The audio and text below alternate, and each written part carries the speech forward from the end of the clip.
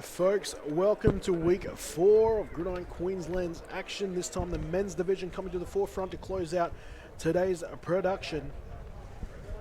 We've got last year's Sun Bowl runners-up, the Brisbane Rhinos, taking on the semi-finalists in the Bayside Ravens, combatants in the Sun Bowl a year before that. Kenny Andres to talk you through the action as the coin toss is taking place, and joining me this time, a bit of company in the commentary booth, is Gerard Fitzpatrick, the now unaffiliated coach, technically speaking.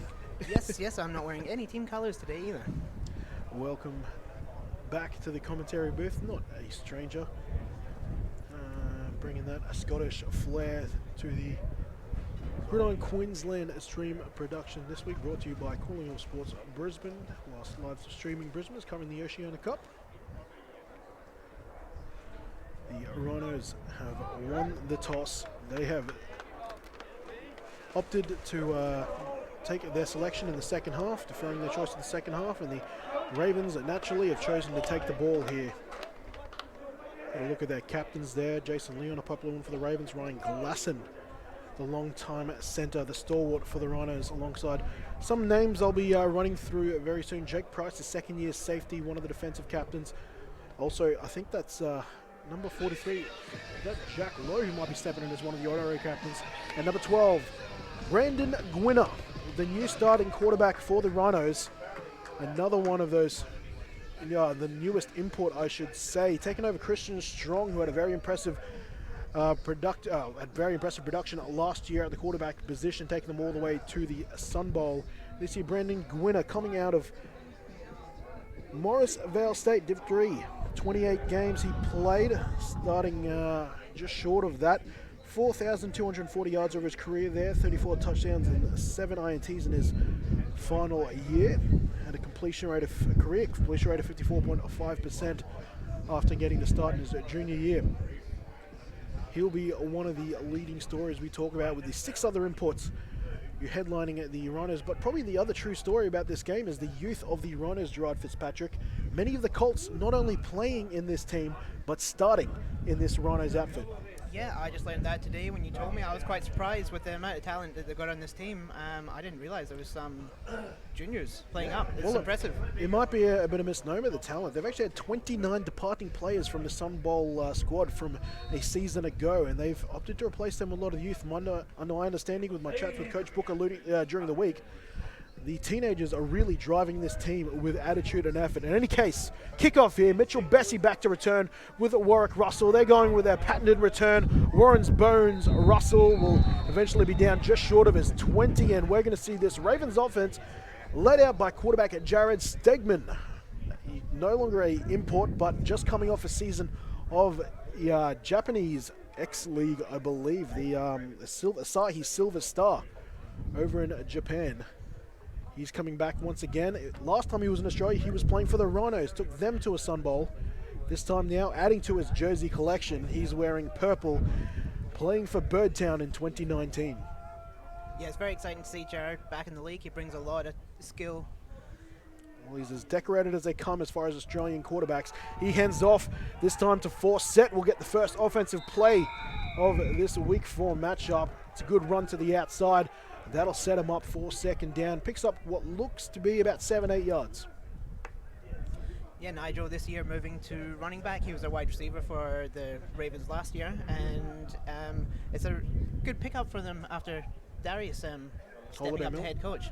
Yeah, well, it's either stepping up to head coach or stepping away from playing. You can interpret it however you like, but the man who wore 29 and 3 for many years for Birdtown, heading their offense, is now calling the plays in from the sideline with the head coach whistle, the head coach roll, I should say, by his name, whistle in hand. Stegman here for second down and short. Watch them go long here. Stegman pump fakes once, throwing downfield. He's got Tate open at the left-hand side. Tate has got about one man to beat. He does so. Lockie Tate will go all the way for the touchdown on the second offensive play here in week 4. No flags on the field. The Ravens, they strike very early here in week 4. Great vision there by Steggs. Wrong quarterback, wrong year. He was just wide open, and I'm very impressed by Braden Quinn here, following down the field. He's just stepped up from Colts last year. Didn't give up on the play, followed his player down, blocking. PAT upcoming 6-0 Ravens. Warwick Russell set to kick the PAT, Bessie to hold. Snaps good, nope, they'll fake it. And he will be taken down. The score will remain 6 after that fake PAT fails. 6-0 Ravens, a long touchdown to Lockie Tate on his first catch of the game, their first pass play of the game, down the field for, by my count, 50 yards. Yeah, that's how you want to start on offense. Definitely not how you want to start on defense, but I've got no doubt this Rhinos team is going to come out of firing. Lockie Tate, the now tight end, played defensive end, if memory serves, for the University of New South Wales Raiders. I don't think they were Bondi Raiders back then. Still the UNSW Raiders down in GNSW. And now come up and getting his dream to play tight end and clearly making a pretty good fist of it, from my understanding.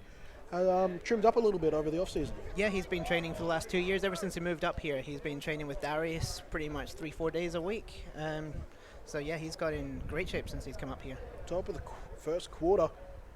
Ravens not wasting any time here at Frank Lind. Couldn't beat them last year, the Ravens. Went down to them in their encounters, all of their encounters in 2019. I think there was actually only one of them. And the Rhinos took the chocolates in that matchup.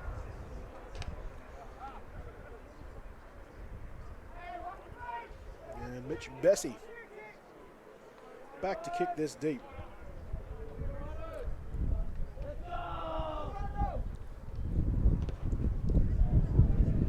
And this kick will be at the back of the end zone for a touchback. Rhinos will jump on their 20 to start their first offensive drive, and we'll get our first look at not only Brandon Gwinner, but running back at Jeremiah Gates.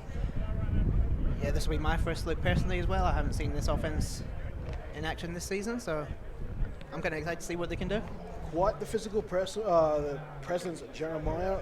Last week and the week prior, we had some defenders just opting to let him run rather than take him on. A hard downhill runner, stark contrast to Jarvis McClam last year, who was a speedster, could take on anybody. This young man sounds like he's more than happy to go north-south and make some contact. The Ravens meet him early. He picks up a yard or two on his first carry of the game. Yeah, good blocking by the O-line. Managed to get good penetration up the middle. Other imports worth noting, because we could be seeing some international audience tuning in. Jeremiah Gates, obviously coming here from his season in Germany. Gary Brooks not playing tonight. We will see him later in the season, this speedy free safety. Phil Newport and Carl Jobier, though, what up to anyone watching from London? The European imports, they're here to play this afternoon as well, as the Ravens win there on third down. And we will be seeing second down, my apologies, I believe. Dan kind of flipped a bit early. We'll be seeing it third and long here.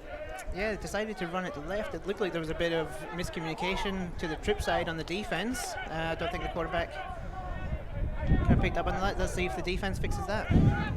Shout out to John Hollywood Rowe again, the common caller here for Gridiron Queensland TV, and also Junior Australian Outback coach tuning in. Winner looking to the sideline for a signal, this time being fed in by backup quarterback Mitch Bradford. Alone in the backfield. Gwinner, 3 receivers out to his right, 2 to the left. Looking downfield, keeping the safety centered. Going downfield, striking quickly. And this will be picked off by the Ravens. Picked off at the 35, spun. It is number 5, the number formerly that is Christopher Clark by Jamal Sinapati. Chris Clark, another speedy safety. Last year against Gold Coast in their first game, and made his presence felt with a long touchdown. This time, picking it off from his free safety position. Yeah, last year when they played, I think he played more running back, wide receiver. He's really a true DB, so he's actually, with the depths that they picked up, he gets to play in one position. Pass intended there to Paddy Schweikert on that play. Scored a long touchdown in the earlier game for the Colts, then for much of that game was pulled out in preparation for this men's game. They tried to target him early, and the pass picked off there. The Ravens back on offense. Stegman with 3 backs in the backfield with him, 4 set, the deepest of those. He pass protects. Stegman buys some time going downfield for Bessie. This might be picked off too. No! It's caught over the shoulder by Mitchell Bessie at the 10. Ravens into the red zone. Only 3 plays, and they'll have an opportunity to add to their 6-point lead here at the top of the first. That was a great catch by Bessie. If this was the NFL, he could have got up and ran in that for a touchdown, but unfortunately, knee goes down here, he's down. Bit of swagger at the end of that play with Mitchell Bessie. Yeah, settle down, Bessie. Sure, funny. Excited to probably be hooking up with his first ever quarterback. Jared Stegman was part of the Recepticons, as they dubbed themselves, back during the Logan City Bears days, where him and Stegman, amongst a host of other talented wide receivers, were catching passes from Stegman. Yeah, I played DBs on that team, and training was definitely a challenge. I'm sure it was. First down and goal. Stegman with a 4 set in the backfield. Braden Quinn, the rookie tight end, in the right slot. He's looking left, though, under pressure, throws while he gets hit and caught. No! Dropped. Lockie Tate looking to add his second touchdown to the corner pattern. Incomplete. Late flags, though, in the right pylon. Looks like a bit of action between Warwick Russell and maybe Henrique Walters. Yeah, it's on the other side of the field. Wave that off. Let's play. That's your opinion. Let's see what the officials. I'm up here for my opinion, not facts.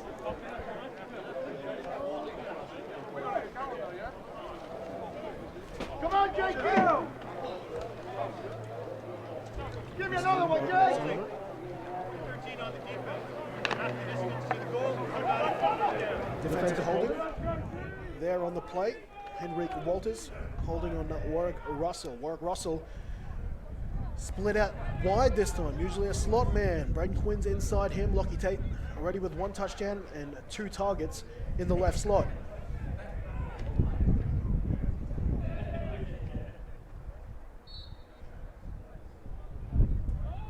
Jared Stegman assessing the defense. Burnt them once so far, wants some more. And they'll get what would appear to be a extra couple of yards here, but let's see if that's not false start on the offense.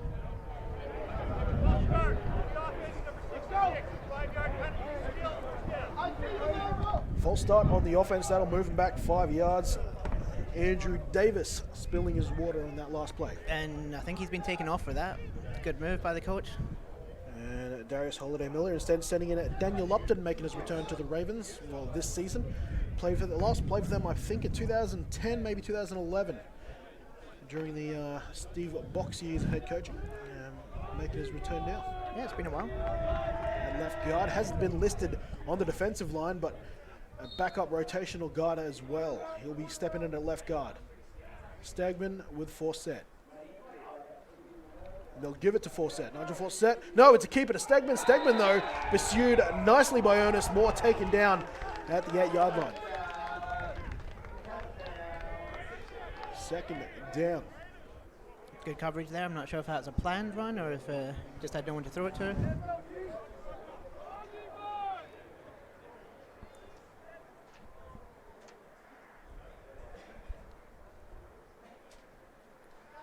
And as we were talking about Bessie and Chris Clark before, both of them just becoming fathers in the last couple of weeks as well. Yes, they have. They've managed to keep off the dad bods. Seeing a replay of that play now, the read option. I missed that read. Ernest Moore, though, done well.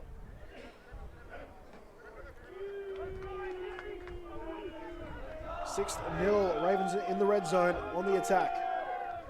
Forsett, motioned out to the left, and he'll get the ball. Trying to beat players to the sideline, will be stopped short. Multiple flags thrown, likely in the area of holding. Yeah, as unfortunately had to block just at the very end, just grabbed on. A lot of speed on both of these sides, defensively for the Rhinos and also offensively for the Ravens. We're going to see a lot of perimeter football. They've done well to get down there, but yeah, just a couple of undisciplined plays, a false start, holding.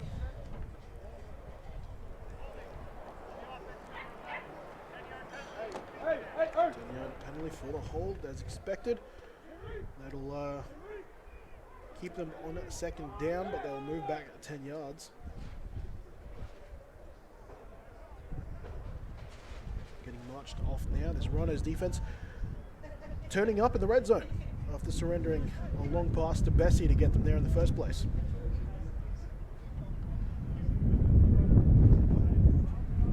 Quite a breeze. I don't know if you can hear that. Yeah, I'm sure you can hear it through our microphones. It died off quite ironically in between the two games today and has returned here at the resume of play for the men's. Second down and goal, but all the way back on the 18. Down to the corner, it's a beautiful pass, but it's too long, intended for Warwick Russell. Incomplete, that'll bring up a third down. And goal ball on the 18. So do you think this will be 4-down territory, or with this wind, do you think they'll kick it? Quite possibly. I think Warwick backs himself. He's an accurate kicker, and this is probably towards the top of his range, though. Yeah, especially with this wind. And it is. Well, if you were to call it favourable to someone, it'd probably be favouring the Ravens, but it is coming across the field, probably towards the face of camera there to give you some perspective. Third down, they're going to throw the ball, but it's fumbled. The Rhinos recover. Now it's going the other way. It's a possession of the Rhinos. The Rhinos will flip position here. Returning it now is number 43 for the Rhinos. They turn it back for 6. We're going to have a level game. No rubbish on the field. This will stand. I think that was young Jack Lowe, one of the Colts, coming up to seniors, and you can see why he has a starting position. Turning that ball all the way, flipping field position and flipping the scoreboard. On a defense that really fires you up after giving up a touchdown. And you can see there, they tried some sort of trickery here, but hang on, if we can get back to live action after this quick touchdown, we've got some swinging gate action here on the 2-point conversion attempt. All the linemen out to the left. And as you can see now in picture, they've got two receivers out to the right. Now they're going to bring them back in. They don't like that look, and maybe they're just doing some assessment for later in the game. It looks like they will try to add the extra point. Phil Newport, the English wide receiver, the Great Britain international, gives them the lead with that successful PAT. And it's the first time we see Phil Newport's name mentioned in the call. The London Warrior, the several-time Brit Bowl winner.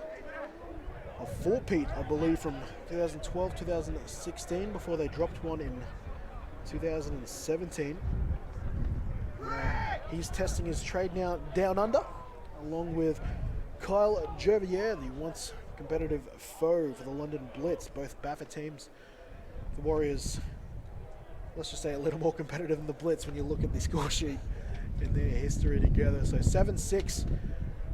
Couple minutes down on the first quarter. The Ravens looking like they were going to add another touchdown. A fumble, though, on the play sees that returned for the Rhinos. The Rhinos will kick this back to the Ravens. Gerard, how big of a play was that? That was huge. That's going to boost the confidence of the defense, giving up a play in, I think, was that third or fourth play on offense, doing nothing really with their offense and managing to get a score back. It's going to give their offense confidence and definitely their defense. But early penetration, stuffing that play and causing a mishandle in the backfield. Aggressive stuff by the Rhinos defense to stand up after getting beaten, but here goes Nigel Forsett on the kick return, and he'll get this back to halfway or there just about. And if you're watching from overseas, the halfway point might look a little weird to you, is because here in Queensland, utilising a lot of the rugby league fields, we have the goalpost to contend with. So instead of putting the goalpost in the middle of the end zone, we just slice off the field by 10 yards, and we take those 10 yards out from the middle of the field. So you'll see it go from 40 to halfway, with the 5 yards coming out from either side of both teams' territory. First down and 10, Ravens back on offense after that last touchdown, trailing by a point. Stegman, good protection, but he chooses to slip out, and he'll run this, taking on Sebastian Gorton, and he'll beat him for speed, runs it out of bounds, but not before picking up 15 yards. Yeah, good decision. There was plenty of space. And there's that speed we know Stegman all too well for. Yeah, I don't think the linebacker was expecting it. Sebastian Gorton Last time, I think he would have seen Stegman. He would have been catching passes for him. It was a tight end, I think, in his rookie season when Stegman was there. Now he's converted to linebacker, and a very, very talented one at that. Your memory of this league is impressive. That's why they keep calling me back, I suppose. First down and 10. Been quite a few imports in the last couple of years from England as well. They must be getting your calls over there. I suppose so. And last year the Ravens had a couple of them now. This year the Rhinos pick a couple of the delve into the English pool for talent. This run is stuffed. A fantastic play there from the Rhinos defensive end. I think it's actually Jack Lowe again, starting nickel. Worth noting there's 2 Jack Lows in the Rhinos program, one spelled L-O-E-W, the other one traditionally L-O-W. Is one pronounced different? Nope, both pronounced Jack right. Lowe. So the spelling will not make any difference to anyone listening. Number 43 is the man who's scored the touchdown and now had the tackle at the line, is the Jack L-O-E-W. Second down and 10. Stegman, the fullback, will utilize the protection and get a good completion to Bessie on the outside, and that'll move the chains on second down, first and 10. Ravens again knocking on the door, entering the Rhinos a red zone. Not doing a lot on the ground. The Rhinos are pretty much getting penetration up the middle and just excellent gap control, really. But through the air, they need to work on the coverage. Yeah, well, Ravens grabbing a couple of backs there to help against that said penetration. Looks like they'll go back to 1 for this play. Trips formation out to the right. No, check that. Tate will line up in line as a tight end. Is that Chris Clark? Lining up a wide receiver. Yes, it is at the slot. Stegman rolls to his left. Under pressure, gets rid of it. And gets rid of it safely. Good pressure there from the Rhinos, forcing Stegman to pass early. The number, I think that's Ernest Moore. Had a good play earlier in the game. Ernest Moore chasing down Stegman. This time pursues him and forces him to get rid of it. Stegman's learned a new trick lately, and it's how to slide when he runs. Next, I think he needs to work on throwing the ball out of bounds. Possibly so. Coach Fitzpatrick coaching him on from the sideline. I'm sure they get a call from Oakland sooner rather than later. Second down and 10. Hey, just knock on wood, are you with me?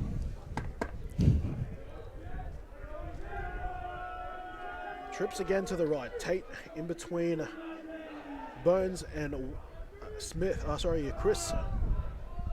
And it's a pass there to him. He had a pick earlier this time. Jumps on the offensive stat sheet, Christopher Clark. That was a great catch by Chris. Would have been out of reach of a lot of people, but athletic. I know Chris, most of the off-season, has been training in the US with some old college teammates at wide receiver. Chris Clark wore number 27 last year. Moves into the number 5 jersey as with Jamal Sinapati moving over to the Stingrays. Third down and 2.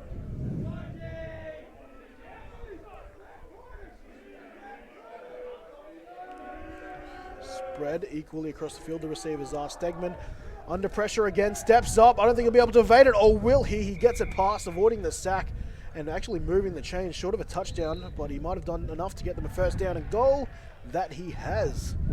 Again, the feet of Stegman doing the Ravens some good there. Brought down by number 55, and if he missed, that was a certain touchdown.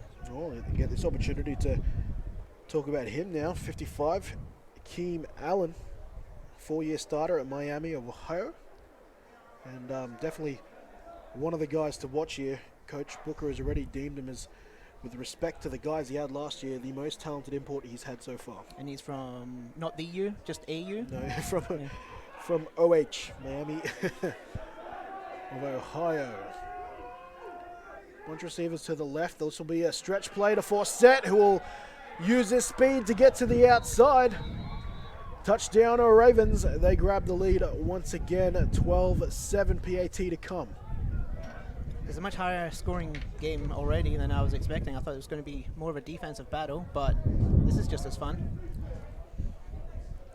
Also heard number 55, the import. had a draft grading of him going in the late rounds of the Yeah, draft. 7th round, and was considered a priority undrafted free agent. As this kick is up, and it is good. So it's pretty impressive to have him playing for this little league down under. Yeah, Coach Booker described him as one of those players who slipped through the cracks. You know, usually in Australia, being a developing gridiron nation, a lot of those guys happy to go to Germany, Sweden, France, a lot of those power nations, Canada even. But Keem, happy to take his talents down to southeast Queensland.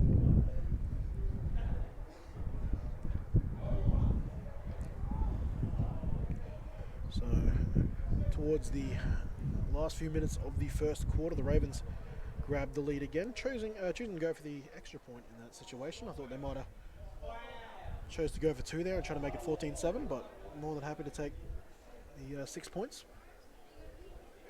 Yeah, I think, well, they missed the last one, and the Rhinos line's just getting massive penetration out the middle there. I think it was safer for them to take the kick than try and risk the 2 points. And that will be another touchback there, past the goal line, which automatically constitutes a touchback. And now the Rhinos offense, led by Brandon Gwinner, will jump back on the field. Intercept on their last possession. Yeah, the offense kind of needs to start doing something to get rolling. So far, it's the defense that's got this points on the board. And here's that 3-by-1 formation used so much last year when Christian Strong was in charge of this offense. Winner now. 3 out to his left. And they'll hand this ball off there to Gates, and Gates will keep those legs churning. Again, gives them a solid gain on first down. It was a good solid run. He just lowered his pad levels and just hit that hole. And matter of fact, that run better than I thought from our position here in the booth. 2nd down and 5. I don't think he was touched till 3 yards in. It's good blocking. He's still on the field. Same formation, 2nd down and a short 5. Very little huddle, a sugar huddle if anything. Winner back to pass, will step up in the pocket here in a run. He is a dual threat quarterback, and this time will pick up maybe 2 or 3 yards on that last play. Not enough to convert, but keeps them ahead of the sticks. 3rd and 1, less than a yard in fact. Do they stay on the ground or do they go to the air? They'll probably come out in the same formation. We'll soon find out. Pat Schweikert seems to be staying out to the right. 3 receivers out to the left. It always worries me when receivers are still having a chat after the break. And they choose to hand it off, and Gates is stuffed in the backfield by Shelvin to Kave Chan. It looks like Stokes was even in that tackle as well. Yeah, that's something we haven't spoken about yet. Last year's quarterback and quarterback for the last couple of years, Ben Stokes, who wasn't supposed to play this year because he's moved to Rockhampton, I believe, for work. Had a week off of work this week, came back, registered, trained this past week, and is now starting at free safety for the Bayside Ravens, a position Gridiron Queensland hasn't seen him at, but that is where he made the Australian Outback side for. Yeah, he played down there for the Monarch Warriors, played for Outback, probably state as well if there was a state competition. But that's a guess. I don't think they played state down there. GV was Yeah. doing its thing back then. Punt almost blocked. And here goes Chris Clark making one man miss, making 2 of them miss. Now venturing up the left-hand sideline and cutting back, still pumping his feet. And we'll get this ball back to the Rhinos 34, but flags are back down on the 34. And that punt was also by Phil Newport, taking over both the kicking and punting responsibilities here in 2019.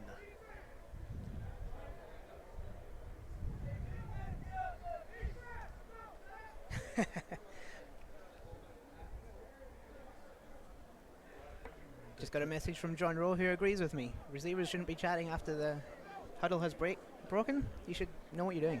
Speaking about a chat now, the officials Nigel Law, one of them. Now, I don't know if that's, he's just lost that running, but no, he's waving off his hat. It was an accidental hat drop, so it's just a flag. It is windy.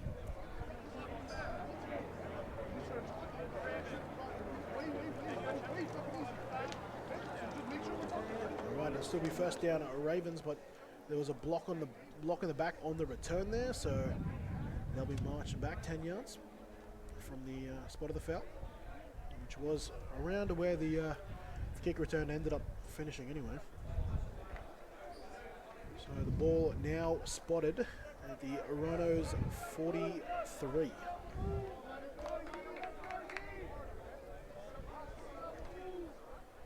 First and 10, Bayside.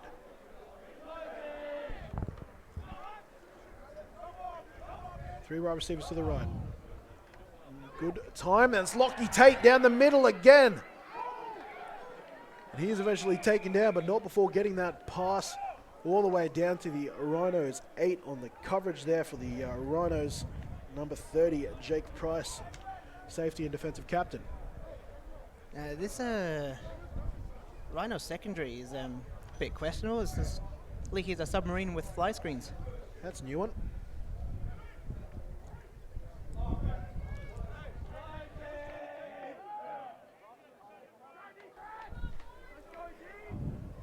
On first down and goal, Stegman looking for the back of the end zone. Too much pepper on it though, incomplete, second down. Chris Cart playing on offense again, making me out to be a liar. I said he was only going to be playing free safety. But like I had said before, he has trained all off-season with former college teammates as he was over in America at wide receiver. So he's got the skills. Let's hope he's got the fitness. He's pretty fit, if you ask me. Second down and goal. Lockie Tate with 2 huge catches here this evening. He's in the left slot. And throwing short to force it out in the flat. He's met with some solid contact. Ernest Moore, who else? Still a physical presence in this Rhinos offense here in 2019. Was that third down? And yeah, so this will give them third. Now the Rhinos offense, well, the Rhinos defense, sorry, yes, surrounding some big plays, but have been tightening up in the red zone. 1 for 2 here, as I think we are seeing the end of the first quarter with that play here. So a long walk for both teams as they switch sides. We're at the end of 1. The Ravens lead the Rhinos 13 points to 7. Kenny Andres with Gerard Fitzpatrick. We're going to take a very, very short break and resuming play in a moment.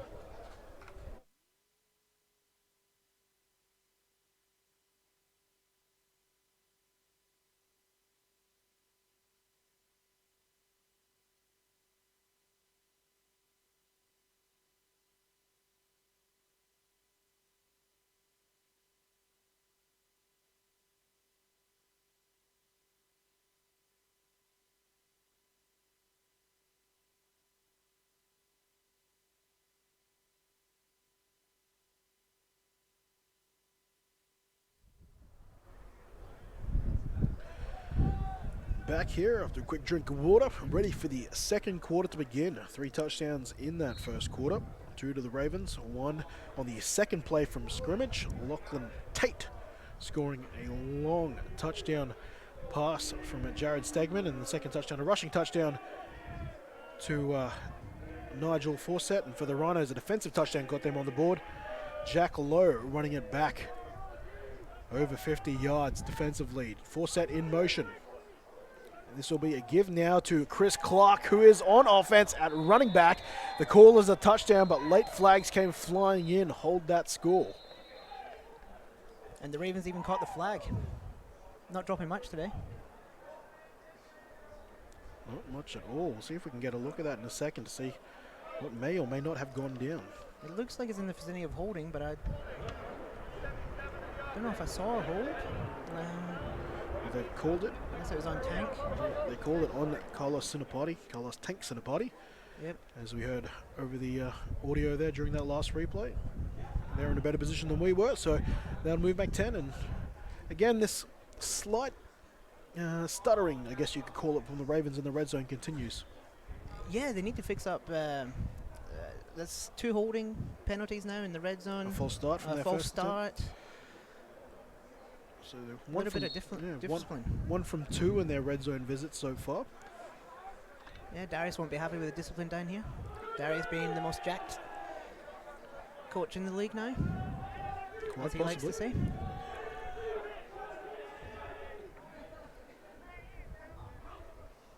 Force set, will pass protect. Stegman under pressure, spins out to his left.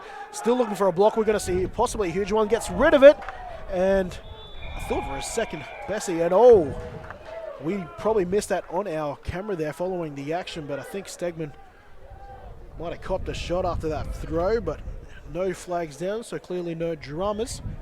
And that'll be 4th down, but a huge stop there from the Rhinos. Once again, having to defend their red zone, and the Ravens are sending out their field goal team. Yeah, we need to give the O-line a little bit of credit. They're playing against a solid D-line. They've managed to give Stegs plenty of time for those long balls, but finally the Rhinos managed to get through. Well, I think the Ravens are lucky that Stegman is as mobile as he is. He's facing a lot of outside pressure. On 4th down, the field goal is up, but it is no good. So the Rhinos keep any points off their scoreboard, and you can hear it on their sideline. They'll take over on offense, and they'll try to chase these 6 points down. And more importantly for them, it's a momentum change as well. That was huge. Once again, it's been the ongoing trend, an early long pass from Stegman, 2 to Tate, 1 to Bessie on their last 3 possessions. One's led to an automatic touchdown, the other one led to red zone visits, and the Rhinos now, they're 2 from 3 on successful defensive red zone appearances. Well, it's like Coach Gruden says, you need to take it until they take it away, and they haven't taken away the deep ball yet. There it is. So why not keep going for it? Gwinner, this on play action on 1st down. He wants to go long now, had a man with a step. It was one of the wide receivers wearing number 10 this year. That's Calder Shanks. The dynamo from the Sunshine Coast was one of the junior standouts, an absolute star for the Sunshine Coast Spartans last year. Then played for Coach Booker at the Junior Nationals and certainly caught his eye, and now moved over to continue that coaching. Didn't play in the Colts today, clearly intended to be used for men. And this pass thrown to Gates behind there, very close to being a fumble if you ask me. Incomplete though, and that'll bring up a 3rd down. 2 incompletions lead them to a 3rd and 10. Yeah, last offensive drive, the Rhinos came out in the same formation, ran the ball a few times, probably trying to catch the Ravens off guard here by trying to go deep from the same sort of play setup. But unfortunately, it was there, just couldn't hit the pass. 3rd and 10. Spread formation here for the Rhinos. Gwinner with Gates in, flanking his left. Looking downfield now, he'll take off. Gwinner, lowering his shoulder, and he's probably got it. Late flags though, flags down at the 20 and down by the referee as well. Yeah, that's probably going to be holding. A disappointing effort because Gwinner, I think, earned those 10 yards. Yeah, he's pretty much looked at Stegs and said, anything you can do, I can do equally as good.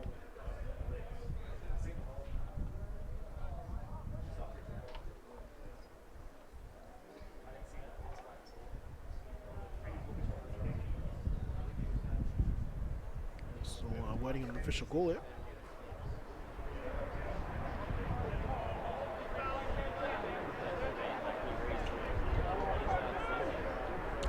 Holding on both sides of the ball, so they're offsetting. They'll just replay the down. 2 holds, is that classed as a cuddle? Sure, I like that. Yeah. 3rd down and 10 with those offsetting penalties. Defensive and offensive holding. 2nd defensive holding we've seen today, 1 from each team now. 3rd and 10. Gwinner, will he run it again? He's under pressure though, feels that pressure, and he'll be taken down for a sack. Multiple Ravens there, but it's Shelvin Takave Chand again, making a big stop late in the down count. That'll make it 4th and 14. And the Rhinos looking like they're sending their punt unit on. Yeah, so we talked about the Ravens getting killed by penalties, and now the Rhinos, that holding penalty killed them. That was a first down brought back. Quarterback's not going to be happy about that.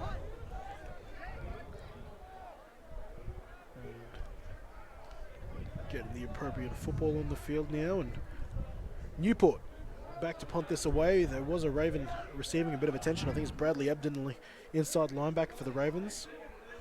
Short break for him. He'll probably make his way to the sideline.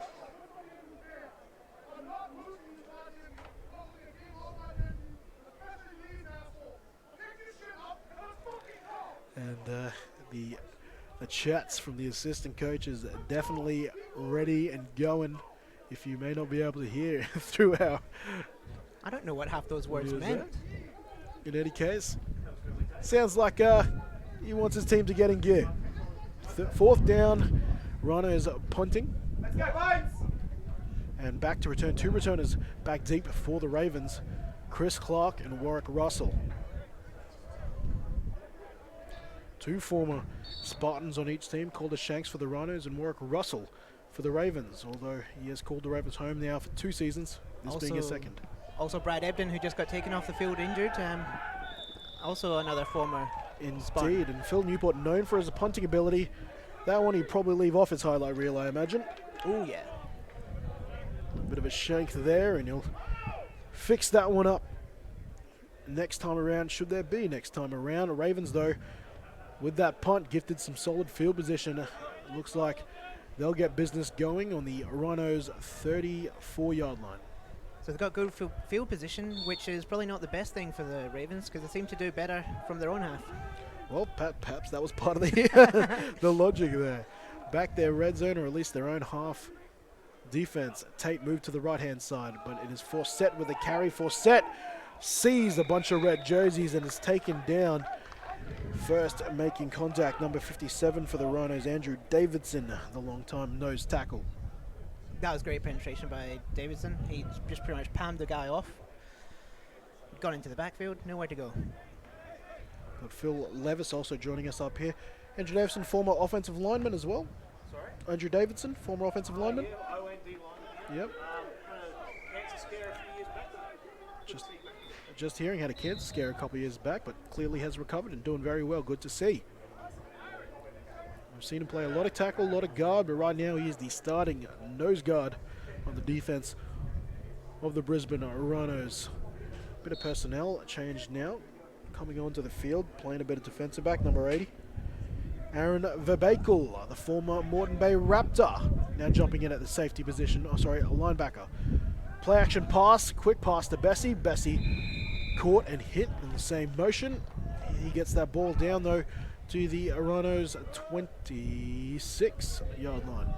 Yep, that brings up third down already. 4 to go. Not really had a lot of success on the ground, so we'll see if they keep it in there. Well, this front for the Rhinos, obviously headed by Akeem Allen.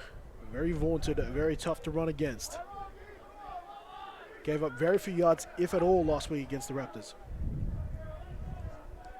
Third down and short. Might have caught them offside. Yes, they have free play. And it'll be incomplete pass intended to Bessie.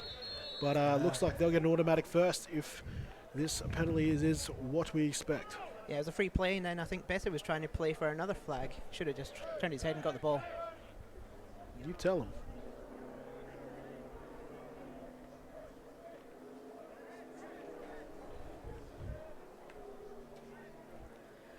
See if we can get a look. You can see here. You can see, I think it was Gorton caught offside there, and Bessie. I think he was looking inside. Stegman through to his outside, so they missed that opportunity, but nonetheless, automatic first down. Yeah, just got a little bit tangled up with the DB there. Chains They be are moving. moving, so it was a penalty. What was that penalty? I missed that. What do you think it was, mate? Oh, yeah. Good morning, Gerard. This isn't live, is it? Can we delete that? I don't think we haven't got the red button, mate.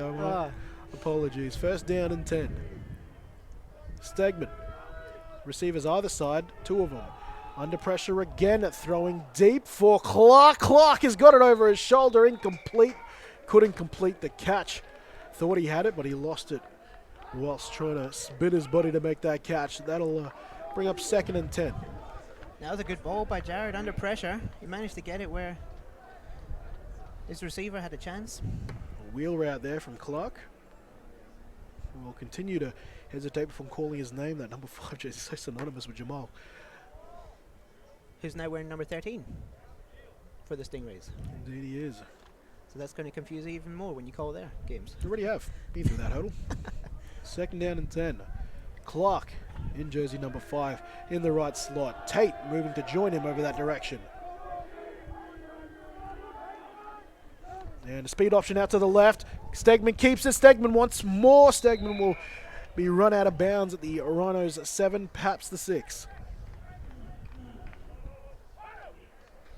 Yeah, that was he could have give that or kept it. It looked like the linebacker kind of got lost in nowhere land. Didn't commit to the running back or the quarterback. Runs that play quite efficiently no matter who he's playing for, whether it's the Silver Stars or it was the Uppsala 86ers, Queensland Sun Devils, Brisbane Rhinos, Logan City Bears, or Browns Plains Bears as it was known when he played there. And now for the Bayside Ravens, runs that play as part of his bread and butter. Tate now on the left, tight bunch to the right. They'll give it on. This is the play they scored off last time, and he's got a lot of work to do for set. He's circling back, and Barry Sanders' effort can't be found on that play. A win there to the Rhinos defense again, proving to be quite the force in their own red zone. Yeah, that was a very long stretch play, and the Rhinos defense just came off that edge. And you can see him bouncing there. Look at the pursuit by the Rhinos. This is 2nd and goal, but the ball is all the way back at the Rhinos 18. You can see the goal line there. There's Rhinos and GQ photographer and Nikki Verbakel, her husband, obviously playing on the defensive side of the Rhinos. Out here tonight. It was at the Ravens last week, I believe. Both used to play in Victoria. Stegman! Oh, what a catch there from Warwick Russell. A quick strike and a possession catch gets them their 3rd 6-pointer for a touchdown. That's a great catch by Bones. I thought he'd be more of an impact player in this game so far. He's kind of been a little bit quiet, but there he goes. Completely covered by number 37. It's good defensive play, but finding the hole in the seam there on the coverage or beaten on the play there, number 37 for the Rhinos. One of those players not in our team list. We'll find that out as we see this PAT up and good, and that will see the Ravens open their stride to a 20-point lead here, 20-7, middle of the 2nd. Couple of passing touchdowns now from Stegman, one to Tate, another to just then to Warwick Russell, and then earlier a rushing touchdown to Nigel Forsett to give them their 20 points. Rhinos a defensive touchdown and a successful PAT gives them their 7 points here at this stage of the game. How do you see this unfolding now in the latter stages of the first half, Gerard? It looks like the Rhinos defensive line have picked up the intensity. They're starting to throw the offensive line of the Ravens around, but they still need to do a lot of work on offense. Not really, not sustaining drives. I think they need one good drive just to put things together. They had a drive where they just ran the ball, then had a drive where they just passed the ball. So we'll see if they come out and try and mix it up a little bit this time. Rhinos had an extra man on their receiving unit there, and the Ravens had one less. So both teams getting their personnel sorted before this ball will be kicked by Mitch Bessie. And this will sit nicely at the Rhinos 1 and will be returned. Taking it upfield is Calder Shanks, a return specialist with a lot of speed even in the men's division, and he does a good job getting that ball back to the Rhinos 39. That's a great 39-yard one-on-one return. tackle. Was that Bessie made that tackle? We'll soon find out. It would have been the last man. And you see him there fielding it, one cut. And it was the kicker. Oh my God. Mitchell Bessie, Calder Shanks was one juke away from doing a bit more damage there. Well done, Bessie. I've never seen Bessie tackle low before. That was great. Ball on the Rhinos 39. It trips right now to start their offensive drive. Jeremiah Gates now in motion to that same side. Gwinner, he'll take it himself. He'll try to take on the D line and getting underneath him there for the Ravens, number 92, Adoniel Thompson, left defensive end. The Rhinos are back on the ground again. Yes, they will, and that's something I expect them probably to use to get some more production out of their offense, the running game of Gwinner. Had a season where he picked up just over 400 yards, I think, in his junior year over at Morrisvale State, 300 years in his senior. And here he goes again, picking up a first down, breaking tackles, doing a good job falling forward. That's a first down, and the Rhinos enter Ravens territory now. They get it to what looks like the Ravens 38. And another successful run. So they haven't been too successful in the air, but maybe they'll keep it on the ground a little bit more. A couple of changes on the offensive line for the Rhinos now. Stepping in, number 50, Lewis Tumner. One of these other variable linemen, plays OND lineman. Right now repping in at guard. Roll out to the right, plenty of time. Gwinner wants 6. He's looking for someone. It was number 16. Pass incomplete, can't quite make the distance there. That was London wide receiver Phil Newport looking for his first target. Yeah, Stokes got a good reroute there, but then he kind of lost him. He had a step on him, but I think the reroute there just put the timing off of that pass. First time he's targeted tonight, the former Great Britain representative, played in that European Championship in 2018.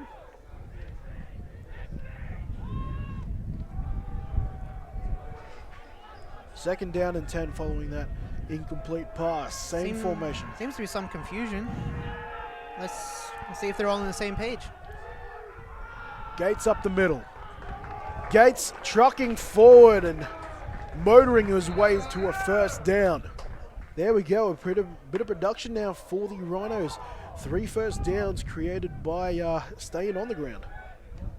Yeah, the running back's just finding a gap, lowering his pad level and hitting a hole. First time by Gwinner, this time from Jeremiah Gates. First down and 10. And it will be a delayed handoff to Gates, and Gates has got space. Gates taking 2 defenders down inside the Ravens red zone. Looks like they'll start their next play at the Ravens 12. And a flag here, maybe a bit of chat to the sideline official from defensive captain Peter Brewer, also their DC. It's a bit of a dangerous play there, a late handoff, but it managed to pull off for them. Effective, but we'll see. Nonetheless. Barbara Johnson, my eyes don't deceive me, communicating there to Brian Balsamo. And Brian Balsamo will directly chat to Peter Brewer, who is possibly not only the defensive captain, but the man on trial.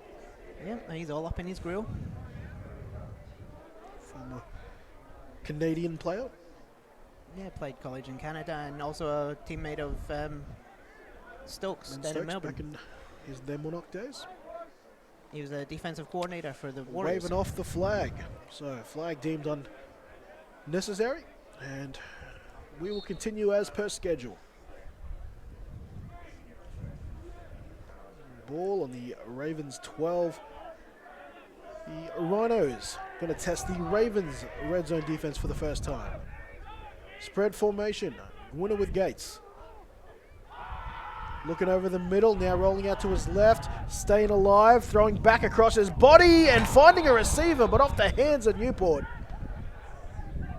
Newport, the intended receiver, had the ball in the back of the end zone, would have been 6, but incomplete pass. Yeah, it looks like the DB's kind of lost him running up the back there, but just out of his reach.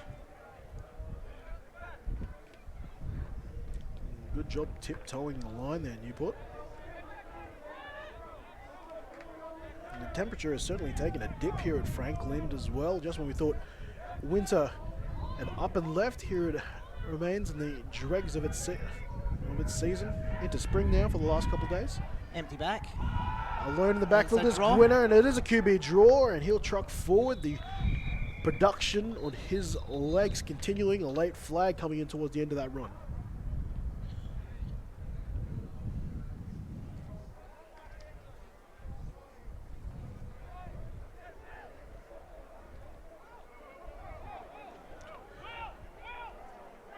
Shout out to everyone. Holding on the offense there. Again, this red zone really loves the flags for holding on both sides. Sometimes the red zone is a whole different offensive beast for teams, particularly early in the season. Everyone tenses up that little bit, and sometimes that leads to flags. Second down, and looking at 12 now following that holding call. Second and 13, in fact. Winner trips right against the Ravens single high. Under pressure from Jason Leon. He'll get rid of it. Incomplete pass. Trying to just get rid of it, but Phil Newport over the middle takes a shot for being the closest receiver. Not the prettiest welcome to week 4 for Phil Newport. And it's third and long. Do you think they've got a kicker, don't they? They certainly do. It is Phil Newport. I mean, just keeps finding ways to get his name said. Yet to see what was his name again? Phil Javier. No. Number 14, Kyle Jervier. Get much action. Here it is, play action pass on third and long, and touchdown Rhinos! Back at the end zone. There we go. Johnny on the spot was just talking about how he hadn't said his name. It's not Phil Newport, but the other London wide receiver in Kyle Jervier, adding 6 points to the Rhinos' score. Yeah, just turned Chris. Didn't get his eye back for the ball. It looks like it was a breakdown in communication. Who had that zone there? Going vertically up the middle there and making his presence known. Swinging gate again. This time they'll go for the swinging gate, and they will be denied. Reminiscent of the Colts' attempt of that a good couple of years ago. That was a rusty gate. Rusty gate, indeed. So Coach Booker to the sideline, wondering what went wrong. He had his backup quarterback there, number 5. No, well, I've got Oscar Santillan listed at number 5, but I believe that's actually Riley Dix from the Colts handling those PAT duties. In any case, the score remains at 20-13, 7 points the difference towards the back end of this first half. On 3rd and 14, winner hit Jervier for 6 points for their first offensive touchdown of this game. Defense contributing in the other. Phil back to boot this ball back to the waiting arms of Russell and Bessie. Wherever you're joining us, we do thank you, your company. You could be anywhere in the world, but you're watching us, especially when the Brisbane Broncos and the Brisbane Lions are both on tonight, and you're choosing to watch the Brisbane Rhinos and the Bayside Ravens play. We appreciate it here on GQ TV. You can watch the Lions and Broncos games on KO later on. Exactly right, or you could be doing it right now by all means. No. With their different options, split screens. And I would like to mention I'm not sponsored by KO.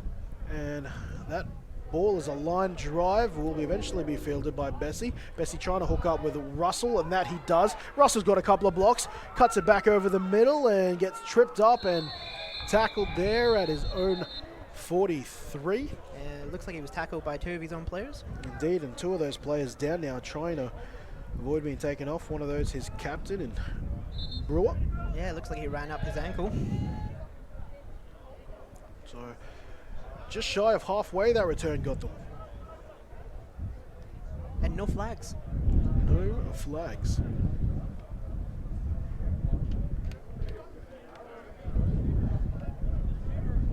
Gerard, you did me the favour of making it up after going down to the Gold Coast to check the action in there. What were you seeing when you left Nerang? It was halftime at the Bears and Rays game. I'm pretty sure it was 0-0. Wow, they're big effort there. It was a very defensive game. Pretty much stayed in the middle of the field. Not a lot of first downs in that first half. Yep. Heavy run. And it just seemed like the Stingrays, the quarterback was hitting them in the hands, but they weren't bringing them in. Oh, well, that was the team from that shut out their opponent not too long ago, won a game 2-0. And the Rays coming off their first victory last week over the Griffith University Thunder. This will be a handoff to Forsett, who will test the left-hand side, will break one tackle, and will fall forward to just shy of halfway. A yard short, in fact. And that will make it 2nd and 6. Yeah, ran into a wall of red jerseys there. Where's the blocking? Also good flow by the Rhinos.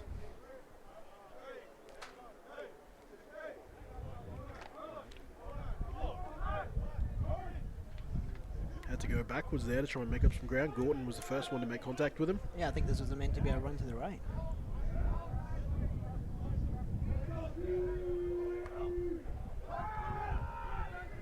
Stegman under pressure. Chase down from behind. Sack for the Rhinos. Flags come flying in from everywhere though.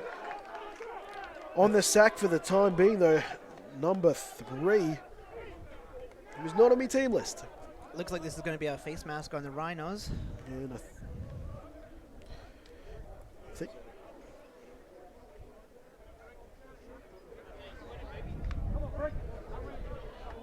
Offsetting again.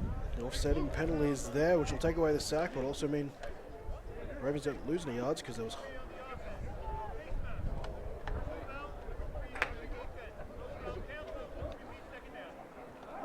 So, look at that, and that's actually Jack Lowe. I'm just seeing. I could see his face on camera there. Jack Lowe. Is that low with the E or low That's without low without an E. Low without an E. So face mask on the defense and holding on the offense. Knock them off against each other, and we've got 2nd and 6 once again. And now another stoppage. What do we got going on now? They spotted the ball in the wrong spot. That they did. Ball on the Ravens 44. Yards short of halfway. 2nd down and 6. Stegman in the pistol. Will pass. Looking to the flat to Forsett. Forsett's got a couple of yards, breaks a tackle, and is out of bounds around the Rhinos 40. So started going deep. Now they're starting with a few short passes in the run game. Maybe they're trying to open up over the top again. Seeing the down marker settle there. We've got 3rd and we'll call it a short 3. So 2? Yep. A long 2? A long 2 2 and a short 3. Take it back. 2.5.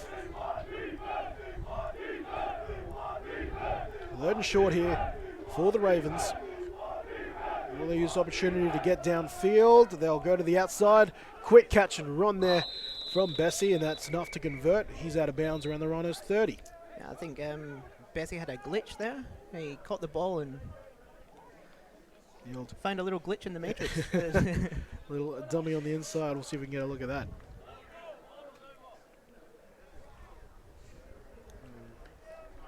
Only needed 2. They ended up picking up close to 10, and there's that little shimmy you were talking about. A glitch you decided to call it. It happens sometimes on Madden. Spread formation. 1st and 10.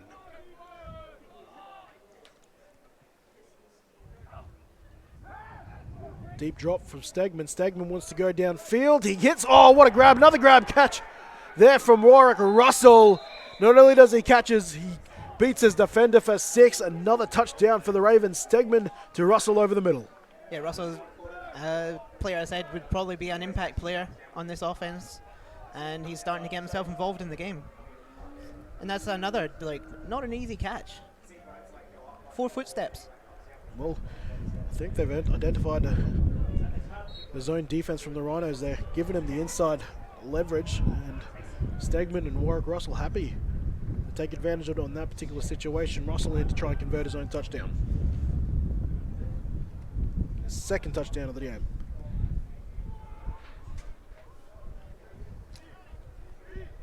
Kick is up. Flags are out. Kick Another for now miss. is unsuccessful.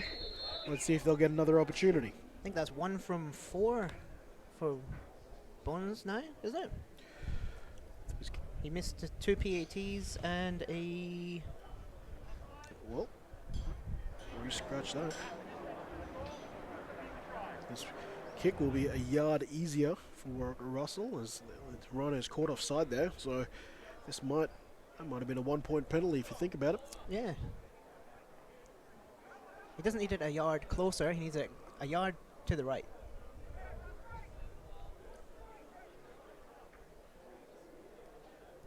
See if he's put away the 7-iron and pick up the pitching wedge. Worth noting, Jaden Paludan from the Gold Coast Stingrays earlier went 8 from 8 from actual kicks. There's 9th attempt. He was tackled through a bad snap, so he didn't actually attempt that one. This one is up, and this one is good, and that offside penalty allowed them to retry, and this time retry successfully. An extra point to the board, 27-13. 14-point game here towards the later stages of the second quarter here. Week 4, Gridiron Queensland action, men's division. Ravens taking on the Rhinos at Frank Lind Oval. Now, this is something I've noticed on kickoff. I've never seen this formation on a kick return team before. From the Rhinos, they're just the lines of... They just pair up and line up down the field. 4 on the front line, and then 3 almost in this all... Yeah. It's like a 4-1-2-2-2. And tell me, what are the flanks going to be doing to try to get a goal? Sounds like it's... Yeah, you're right. It does look like a bit of a soccer formation, though. Personally, I would just get Bessie to do a little chip and chase and pick it up in the middle there. Middle of the field's a bit open. Now, has to be a mighty chase there. Especially we got 2 speedsters at the second line ready to field such an endeavour. But this is a line drive down deep, but caught on the full there. Is that Gates back returning? That it is. Jeremiah Gates rumbling forward. Gets it back to the Rhinos 31. If there's one thing I would say to the Ravens kickoff team, don't kick it to that guy. Well, one rule, just don't kick it to that guy. Physical runner, we're yet to see what he looks like in the open field. I wouldn't want to give him a chance. I bet you're real fun at parties. I don't get invited. Fair play. First down and 10. I would rather kick it to Valentine Holmes than kick to that guy. It's a big call. That's probably one of the few things Valentine Holmes probably was noted for by quite a few teams. Yeah. Obviously on the international players pathway practice squad spot for the Jets. I'd put my money on the Rhinos returner over Valentine Holmes. Fair play. Knock on wood if you're with me. Gwinner. Passing short, does a good job passing on the run, but flags are down. You got to wonder. Well, no, I don't think he was past the line of scrimmage. It looked well clear of that, but if we got some sort of hold going on back at the line of scrimmage, could be both right now. The holding penalties are pretty equal. Yeah, the officials are doing a good job of... Well, what I think we could be looking at is a high-low block here on Jason Leon. Yep, called it. block. Chop block on Ravens defensive tackle Jason Leon. Now to explain that for all our new viewers, if a player cannot be blocked high and low simultaneously, and this is very prevalent at the offensive line. You'll have 2 offensive linemen engaged with a defender, and then one will try to take him out low. That's not allowed to be done. Or if in any case, if a player is engaged with another player upstairs, you cannot come in and take out their legs. Another one brought in to protect the players there. Plenty of knee injuries caused by such a thing. Yeah, no, it's silly. Don't do that. Trips and right. If you do, apologise. Winner off his back foot. Screenplay to Gates. Gates, though, tackled down behind the line of scrimmage. Making a play there is Ben Stokes. Great tackle by Ben Stokes. Went low, took his legs out. You can't run without legs. Basically must have taught him how to tackle. Quite possibly. Maybe they got together, had a bit of a tackle low party. In that case, the Dr. Stokes coming up with a submarine tackle. Showing everyone he's still an athlete. Everyone remembers... Well, you know, I'll say one thing it's good to see Ben Stokes. It's good to see him healthy. I feel like he's played banged up for the last couple of years and has been playing through a bit of pain. His body feels the best it's been in years. Hold the phone. What Winner. is Wow, that? that was a Paddy Mahomes pass if I've ever seen one. Is that like he was still in the pocket? Could that be a flag for intentional grounding? Well, no, because he had Phil Newport right there. It was way over his head. Yeah. If you call that, mate, I'd be in your face if I was a coach. But Yeah, look, that's a no-look pass there from Guido. Look, 10 points for trying there, and the execution isn't half bad either, but he couldn't get it down. But the receiver was wide open. Yeah, It's just- 100%. I'm not sure if he was trying to throw that out of bounds or. I just don't think the no-look was needed. Newport was that wide open. Oh yeah. 3rd and long. Maybe they'll come back to that later. Winner going to the screen pass again. This time it is to Newport on the backside. Newport breaking tackles. He's got a first down. What a call there on 3rd and long. They call the same play they ran with Gates. This time put the slightly quicker Newport in there to move the chains, and that he does. You've been calling his name quite a bit this game. He's Well, he's punting, he's doing quite well. kicking, he's catching, he's... and hasn't had a flag, which is also a good thing. We're going to get our first timeout of the game there. We must be getting towards the close to the 2-minute warning. For anyone wondering why I'm never calling out the time, we don't have official timekeepers there. It's kept by our white hat referee, or the side judge actually, I believe. So well, our guess is as good as yours. All we can give you is the quarter number we're in. But in any case, this is the first timeout used by either team so far. So 2 more left for the Rhinos, full complement for the Ravens.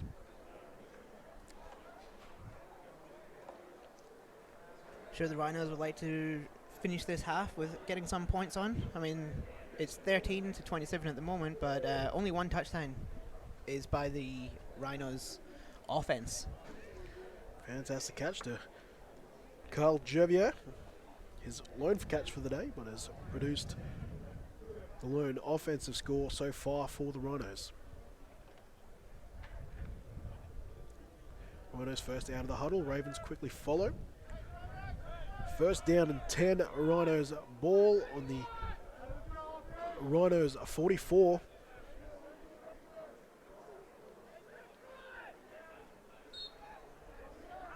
Trips left. Jeremiah Gates in the backfield. Winner. No snap. Fields it nicely. Stepping up in the quarterback, the pocket. Looking across his body now under pressure. Throws it. Has got a man open. And it's Jervier again getting his second catch of the game there. Throw across his body, and we've got flags back where Winner threw it. Let's see what Brian calls. I was looking downfield, so I didn't see it. All the blocks seem pretty good so far. Is it a possible roughing the passer? Yeah, it looks like it was a hold. Holding there. We missed the official call that we saw the result of it, so it's holding on the Rhinos, and another big play for him. It looked there was a slight hold on Jason Lee on there. Don't know if I would have called it, but I'm not an official. Phil Levis, we'll call him our referee side there. Was that a holding call there? Just confirming. Like it's me. Nah. That's what I saw on your screen. The Rhinos guard just driving downfield and the flag came. There it is. Well, first down and long. Looking at 20 yards to cover now for the Rhinos. Winner, plenty of time. Now he has to roll to his right. He's got Schweikert, but he can't use him. He'll run himself and try to make up a little bit of yardage there. Maybe picks up a handful of yards to make this a little easier on second down. I think he went to pass that and then realized he'd actually went past the line of scrimmage. Made a good choice to at least get a couple of yards. Not another flag. And it's interesting the choice of winner there. I was talking to Coach Booker and asked him to compare and contrast to how he is to last year's starter and Strong, and he said he's definitely more of a physical player, adds a different dimension to this offense. And more of that after this play. He was on his own. We've got verticals through the left side of the field. Going downfield is Gwynner. Gwynner into double coverage. Pass too long there. Gwynner showing off his arm strength, but the pass incomplete. Pass intended there to Calder Shanks. Yeah, both these quarterbacks seem to love gunning the ball down the field, and look at the time he's got. Great protection. Not too much there. The breeze calmed down a little bit. Still present here at Franklin. But yes, and he was talking about how he's probably got a bit of a calmer demeanor as far as his relationship with his receivers. Oh, there we go. What was that called then? Defensive holding. Defensive holding. We've seen a lot of that this game. This is probably the most I've seen in one game, defensive holding, and this one on the Ravens, so that'll move them upfield. Again, flags just costing the Ravens at costly points. And it'll be only 10 yards. Defensive pass interference, 15. Yeah, and pass interference would be an automatic first down, whereas this is just the yards. So it means it wasn't directly related to the pass, but they deny a receiver by illegal means to move forward down the field. Now we're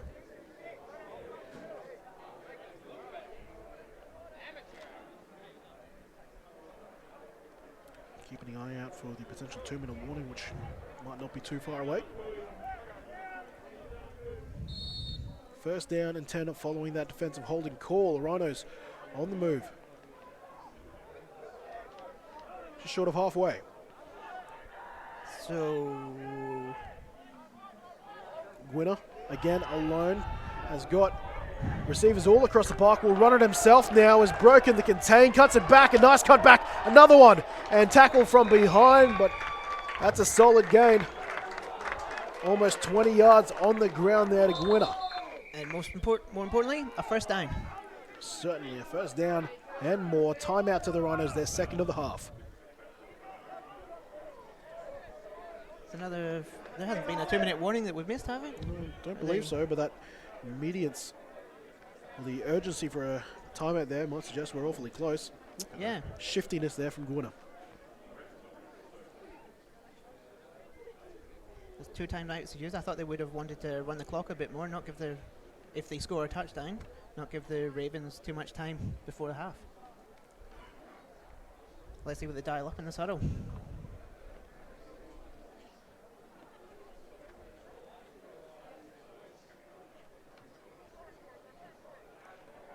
Breaking the huddle now, both teams.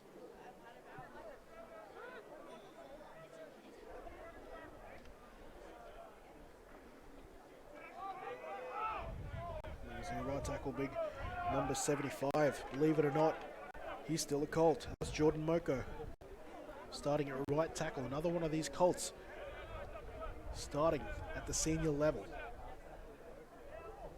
Soft coverage by the DBs over on the left-hand side at that trips. Petey Brewer matched up against Calder Shanks. That's a potential speed matchup right there, but no doubts he's probably playing zone. Gwinner squeezing through the gaps once again. Beats one for pace and eventually takes this down inside the 10. The Rhinos, they'll get first and goal from the 6. And Tristan Ellis is down. Tristan Ellis there, one of the guys in the wake of that Gwinner run.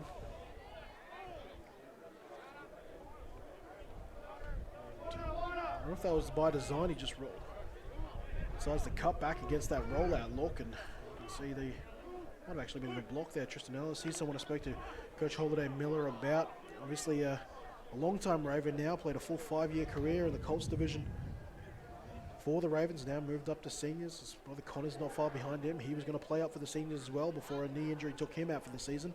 Tristan Ellis, though, has had trouble avoiding injury the last couple seasons for the Ravens, and I did ask how's his health coming along, and Holiday Miller said he's made leaps and bounds but still might be a little banged up. Unfortunately, this might be another one added to his list of injuries to recover from. He's favouring his left elbow. And I'm actually, not he's sure just that's taken his helmet off, and it's not Tristan Ellis. It's not Tristan Ellis at all. Another one of these fantastic early season team lists I get. It's not Tristan Ellis, so I'm sure I think that is... not Ellis. In any case, we'll get an update of that at halftime. Apologies to Ms. Ellis if you're watching in. I'm wondering if your son's hurt. Also, someone stole his jersey. Trips left. Gates in the backfield, now looking back over the shoulder for the offensive play call. Schweikert, the lone receiver to the right, almost jumping offside the Ravens. Clean pocket, he'll throw over the middle, flick of the wrist, but it's behind his intended man. A couple of players getting tangled up there. Peter Brewer, one of those, and Calder Shanks, another one. Those guys matching up a fair bit. And a flag here. I'm guessing a bit of dissent. Yes. Someone said some naughty things. Well, we've already seen one player in this league suspended for a couple games there for poor choice of words aimed at an official. Yeah, and that's unacceptable. Like, this Absolutely. is at this league.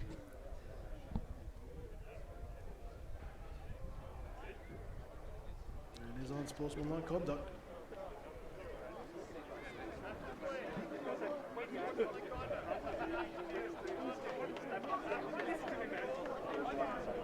Didn't get the number, unfortunately, but did it. He that it was unsportsmanlike conduct. And again, it's another flag, and I'm going to call it the yellow zone for the Ravens. Certainly looking that way so far. But first and goal now, half distance after that unsportsmanlike conduct call. So they're only 3 yards out here from narrowing this lead.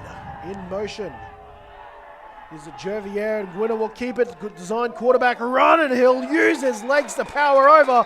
Touchdown, Rhinos. Gwynner has a touchdown on the ground, and we've got Ravens in pain and on the floor.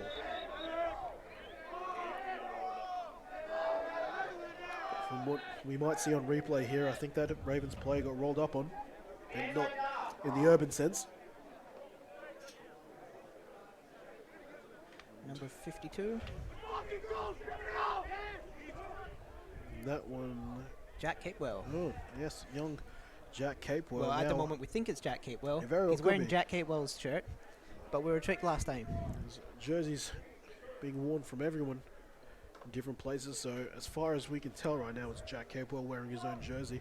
And now that helmet has been removed, can confirm it is Jack Capewell. Became a father over the off-season. Another one of the long-serving Ravens, along with Tristan Ellis, 5-year Colt, moved up to seniors, and is also trying to work through some of his injury woes, but when healthy is one of the finer defensive ends in the league. Yeah, missed last week with a shoulder injury, and now looks like he's gone over on an ankle or some sort of lower limb.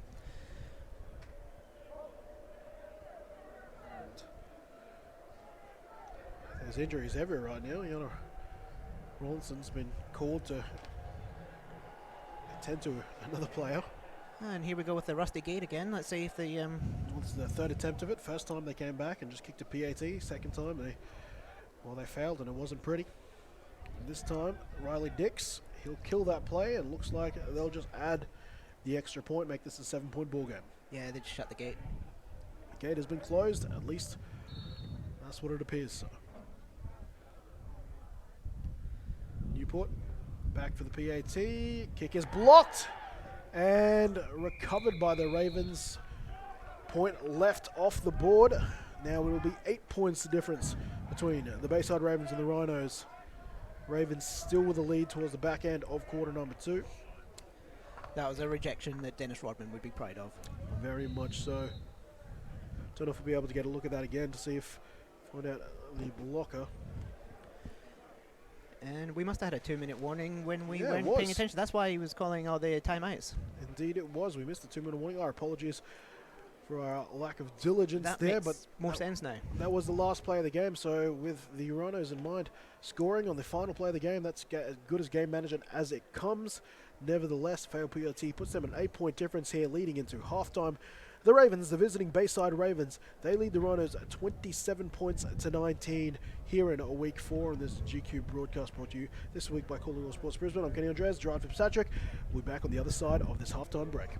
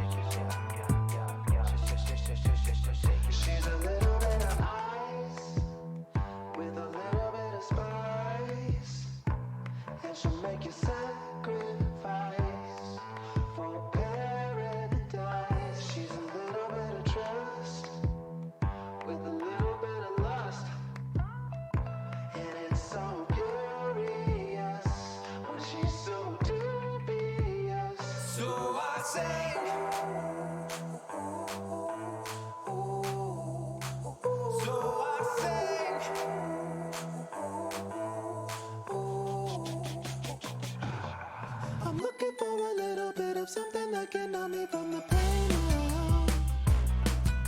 She came into my life, I could have sworn she was a zombie with my brains out. I said, doctor, doctor, can you heal in my heart? Doctor, doctor, cause she tore it apart. I'm looking for a little bit of something that can numb me from the pain now.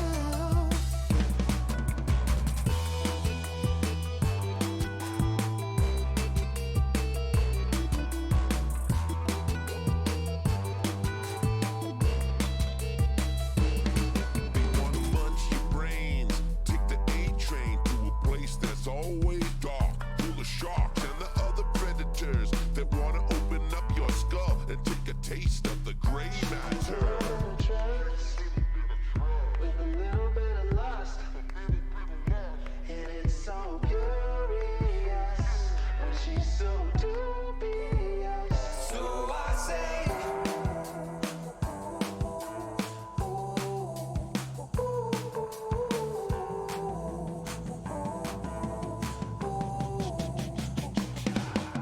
I'm looking for a little bit of something that can numb me from the pain now. She came into my life, I could have sworn she was a zombie with my brains out. I said, doctor, doctor, can you heal in my heart? Doctor, doctor, cause she tore it apart. I'm looking for a little bit of something that can numb me from the pain now. Munch your brains, take the A train to a place that's always dark, full of sharks and other predators that want to open up your skull and taste the gray matter. The gray matter. The gray matter.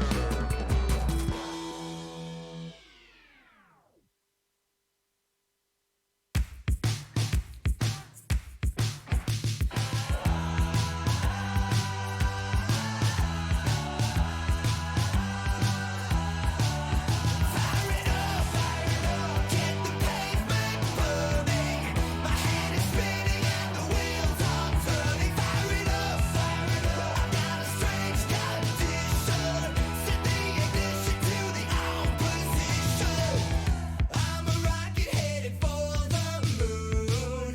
If I never slow down, it's too soon. My heart is racing, but my mind's on track. My spirit's gold, but my path is jet black. Bring it on, show me what you got. Turn it on, my trail is red hot. I see you on the other side. I'm re-entry from the cosmic ride. Fire it up, get the pavement burning. My head is spinning and the wheels are turning. Fire it up, I've got a strange condition.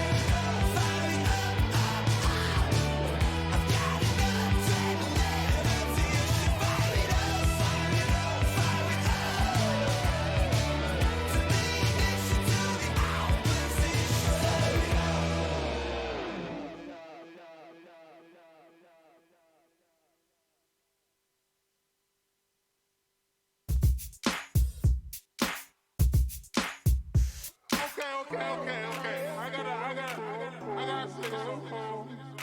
We need to break it down right now. Turn the lights down. No. Anything can happen when the lights down. I'm popping out my whip, black bag in my hand on a mission. I'm looking for a crazy little time and a brand new addition to this evening that can get the party going on, even if you Christian. I'm done fishing for a change of pace that gives us space and takes us somewhere. We need a new flavor to save us. It's how mama raised us. Admitting you were wrong is a true power. True beauty is always in the flower. Tell them, man. Tell them. The beat buzzes hour after hour. They just keep on going. Even in the blackout, baby. In the blackout, baby. I wanna with the top down, baby. I got the for your fact check, baby. In the blackout, baby. Like the for the smackdown, baby. Like the backout, baby. It's a blackout, baby.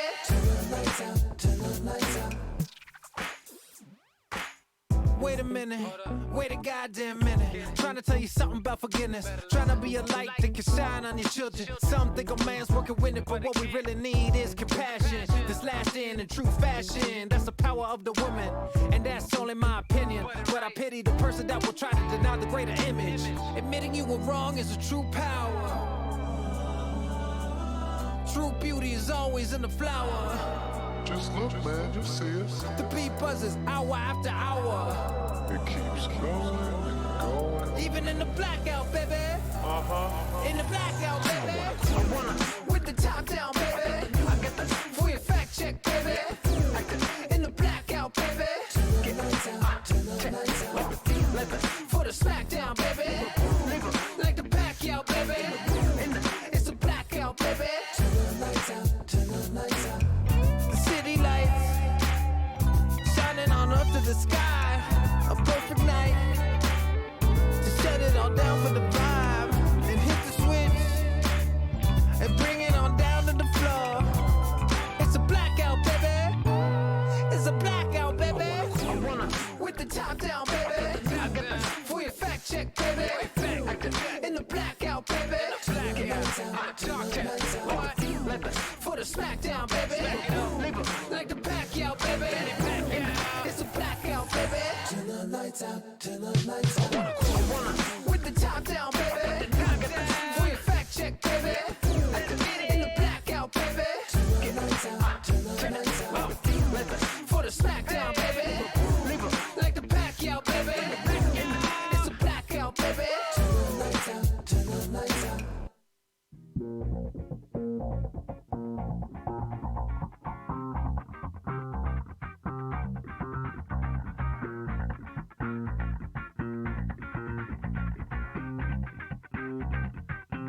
She'll take you on a ride down the Nile River. She'll strip away your insides and shower you with glitter. Please don't act surprised when you stare into the mirror. She'll take you on a ride down the Nile River. She's like a they grab a hold of you, they grab a hold of you. She'll raise your temperature, and leave you feeling blue, and leave you feeling blue.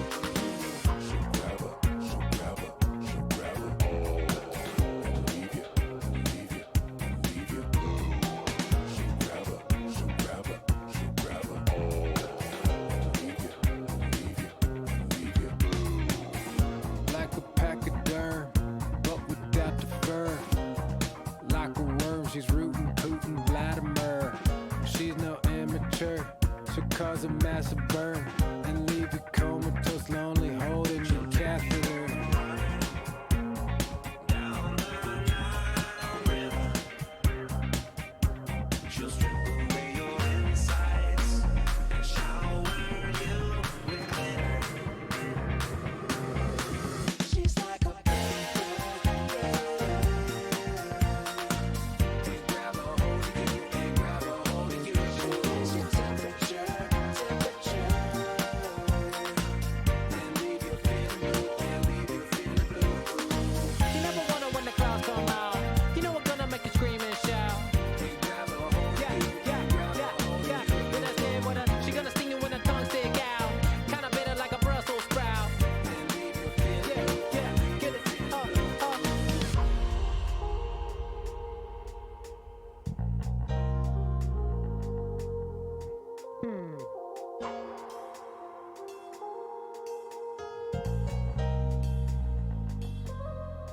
take you on a ride down the Nile River. She'll strip away your insides and shower you with glitter. She's like a we grab a hold of you and grab a hold of you. She raise your temperature, and leave you feeling blue. You never wonder when the clouds come out. You know we're gonna make you scream and shout. We grab a hold Yeah, yeah, yeah, yeah. When I say what she gonna sting you when her tongue stick out. Kinda bitter like a Brussels sprout. and leave you feeling. Come on, yeah, yeah. She's grabbing a hold. Yeah, yeah, yeah. She'll leave you blue. Sick. Stuck in the rut, don't get in my cup.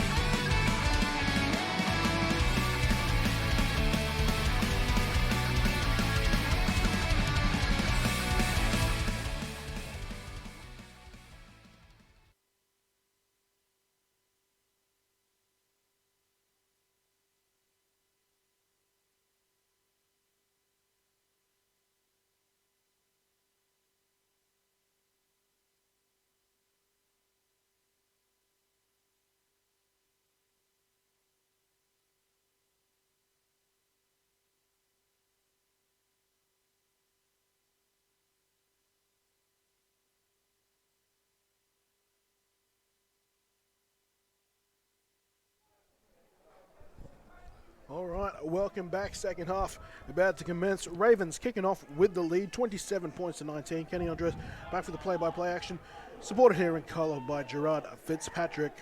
And the Rhinos scored to close out the half, a rushing touchdown to Brandon Gwinner. Clearly coming out with a bit of momentum now. Quick summation of your thoughts of the first half here, Gerard. Ravens came out firing, a little bit undisciplined in the red zone for them. It cost them probably a few points. Rhinos struggling on offense. I think most of their big plays have come from broken plays, runs from their quarterback. Struggling there. Their defense is getting better, very porous in the back, but their D-line is starting to improve every drive. Well, they started the first quarter struggling to defend some of those long Jared Stegman passes. Did shape up in the red zone for a couple of those, though. Gwinner now coming off a scoring drive to end the first half. Hands off to Jeremiah Gates. Gates tackled pretty quickly after he crossed the line of scrimmage. Matter of fact, lost a yard. 2nd and 11.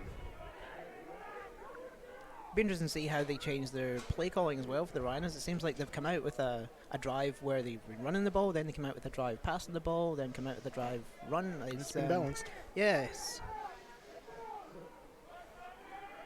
Second down and 11. Trips left. And we'll have this play come to a halt.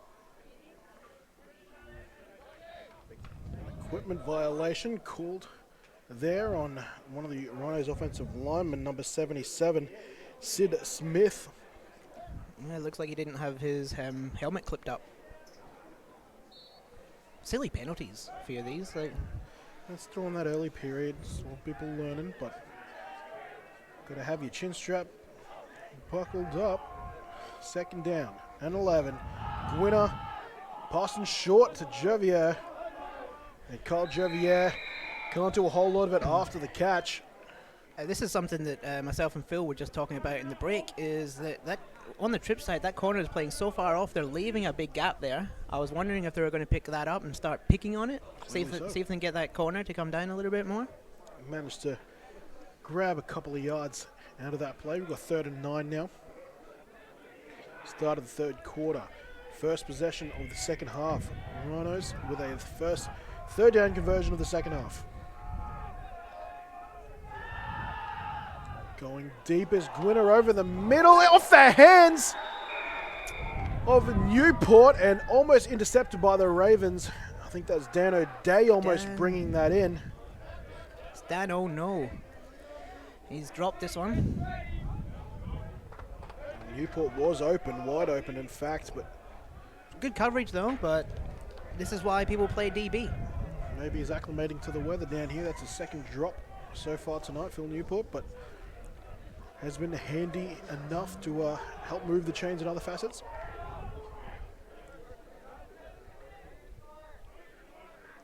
Clark, Russell back deep to return. Newport, nope, running a fake with Jeremiah Gates, and he'll cut it back through the middle. Be well short of a first down here though, so they've welcomed the Ravens back into their own half of the field there. That's an interesting decision. I don't know if I agree with that. They're in their own half. It's 4th and almost the sticks, and they decide to go for that. Yeah, perhaps if that was still early. 4th and 1, 4th 2, 4th and 5 even. Yeah, but yeah. Wanting to capture momentum back. I think this is also a nod to their defense though. They managed to split it with the Ravens in their own defensive red zone, the Rhinos, so perhaps they're just challenging the Ravens to say, we actually think we've got it over you. Yeah, and I suppose like the weakness so far of the Ravens offense has been the red zone. Yeah, they did have 2 though.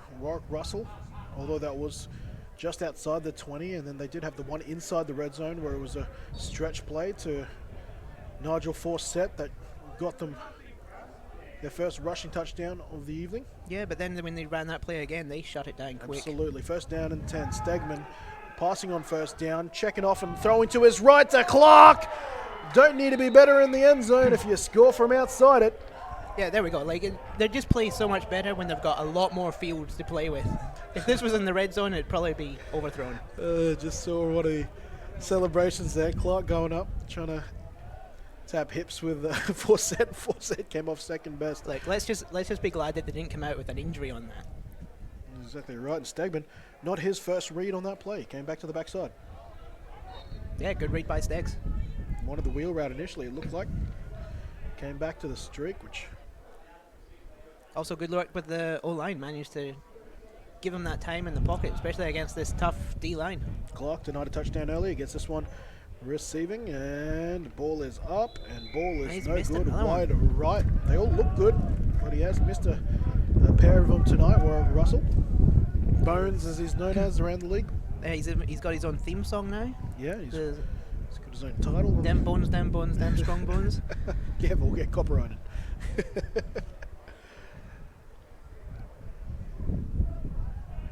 So, the Rhinos are not starting off as strong as they'd like. And would have been 3 and out, but they opted to fake punt it on their first drive inside their own half, and the Ravens, they run 2 plays and they score. Yeah, I thought that was not really a smart idea, and the Ravens have made them pay for it, and now we've started the second half just like they started the first half. 33 points to 19.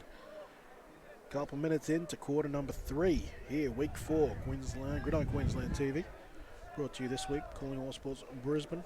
Kenny Andres, Gerard Fitzpatrick, Ravens and Rhinos here at Frank Lind.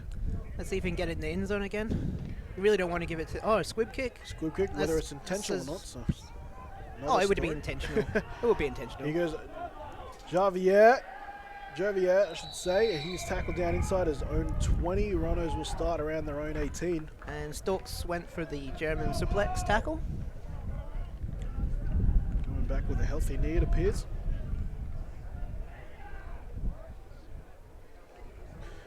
And Stokes on special teams still freaks me out. My time seeing him has always been as a quarterback wrapped in bubble wrap, so almost makes you want to double take every time you see him flying in on special teams like that. Yeah, he said his knee's feeling great. Having the time off is best thing that's happened for him. He's now back playing basketball. Says he's feeling better than ever. First down and 10, Shan. Takave Chand in at 3 tech has caused some dramas tonight. Phil Newport converted a long third down on their screen last time. This time adds another chain moving catch to that. He's still going. He's got some of his teammates to drive him along, moves the chains. Another catch there on the wide receiver screen. Yeah, I think even the referee was trying to get in on that tackle as well. No huddle here. They've got the signal in. They're going for it on first down. Ball on the Rhinos 36. Winner has got one man deep, but will go underneath the Gates, who's covered. Tries to break one tackle, and they'll maybe pick up a yard from that catch. Yeah, they didn't get yards, but they're looking a lot cleaner this half. I mean, no huddle, everyone knew what they're doing, whereas in that first half it seemed like there's been a few times where they're discussing things and checking. Bit disjointed. Yep, everyone seems to be on the same page now. 2nd and 9.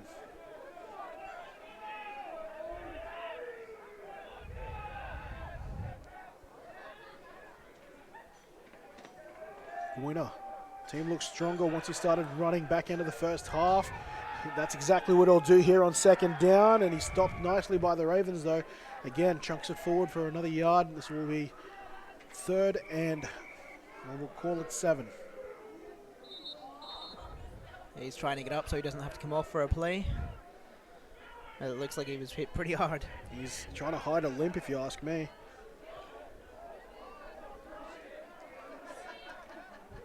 In any case, 3rd and 7. Yeah. Brian threw up the X. I'm not sure if he's a Des Bryant fan or he was calling for the medic, but he's letting him stay on. Waiting on a signal, just got it. Booker sent into call here on 3rd down, trying to convert, keep this drive alive. Down 2 scores. They've got space down here with the trips, if they want to go to that. And that's where he's looking. Pulls it back, Yep, will throw there's underneath the that Jervier. Cole Jervier breaks the first tackle, shakes and bakes another. Now he's got space, trying to split the defenders. That he does. Here goes Jervier, trying to add his 2nd touchdown of the night. Will be stopped, but not before he gets it down to the Ravens 10. And guess what's on the field, Kenny? A flag. It is That's correct. You get a point. all the way back at the line of scrimmage. That has taken away a good chunk of long Rhinos plays tonight.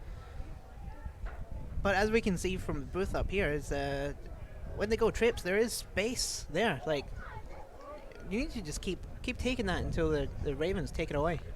Ravens just not wanting to get beaten on that trip side deep. Yeah, it seems like they're trying to take away deep, but they're giving them the shallow, so just keep taking the shallow until they come up. Then you can go deep. Before this flag is assessed, we have a Raven down. It's That's Jaron Hugaduk. Yep, Jaron. Let's hope he's all right. He's another one that's kind of been dealing with like little niggling injuries. Will be in the offense, fortunately for that player. That I think I couldn't quite make out his number. No, again, holding penalties kill it. That's probably their best offensive play. There was a planned play they've had so far. Well, they might have an opportunity to go down one of the corners here. Jaron Hugadike, who was a starting safety in years past, has moved to corner, was their starting corner tonight. Now he's off with what looks like a forearm injury. So let's see if they try to target his replacement early. Dan O'Day's the other starting corner here in this idea screen, just there with the sleeves. Backside now, I'm trying to make out who's playing corner. That would be... Might be Hugadike. Switch of linebackers. Brewer out to the left-hand side.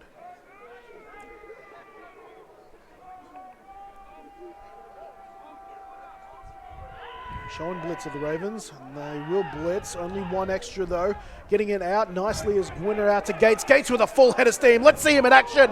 Bowling over people and keeping his feet. Still trucking along well into Raven territory. He's out of bounds at the Ravens 32. Now Stokes is going to look at this on the replay and say, why didn't I wrap up? Well, good luck trying to wrap the bowling ball. That is Jeremiah Gates. That's what I've wanted to see, what he looks like in open space. Oh, he's got a great pad level. I hope he doesn't take offense to this, but it's very Mike Tolbert-esque, don't you think? Yes, very. Here he goes again. And this time, driven back, but not before, trugging forward. He might not come up for a quick spell now, and they'll get him reloaded for the next couple plays.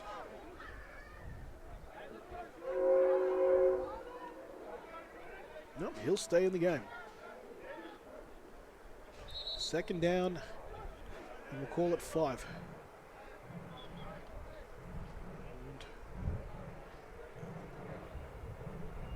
I think we're thinking officials time out here. Someone's injured. Yeah, I can't see anyone down though, which is the odd thing. Dan O'Day is leaning over, but I think he's just doing his shoelaces or something. Exactly. No one seems to care. 20, yeah, well he's down, but... Well, let's hope it's not Dan, because that's both starting corners. They'll be on the sideline at the moment. Yeah, Let's see if the Rhinos take advantage of that.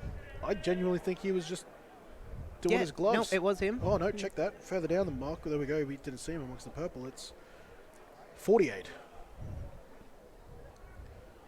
Christopher Farrar? Yeah, Chris Farrar, who I think moved into that jersey. That jersey was supposed to be worn at the start of the season by Connor Ellis. And Farrar. Wait a minute. Okay, I think I've solved the mystery. That looks like Tristan Ellis. Yes. Tristan Ellis, logically, was wearing his brother's jersey. Yes, because Ben Stokes wanted number 12, and he bought number 12 off of whoever was meant to have number 12 for a 6-pack of beer. That is some... That's a true story. That's some hard knocks action if I've ever heard it before. In any case, this time we called Connor Ellis injured earlier, and it wasn't him. Can confirm it is him now this time, wearing his brother's jersey, so he does have Ellis in the back of his jersey. He's come to the field now for assessment. Second down now for the Rhinos, second and a long 5. Getting the call here from Booker. Booker sends in his little play, call and dance. 2 receivers either side of the offensive line here for the Rhinos. Jervier goes in motion. They'll look for him in the flat. No, it'll be handoff to Gates. Gates letting the Ravens know he's there. That time, Stokes on the bottom of another Gates tackle. Run, I should say. He's got a strong, low running style. I'd love to see him just get out in the open field and leg it. He doesn't seem to like to step people, though.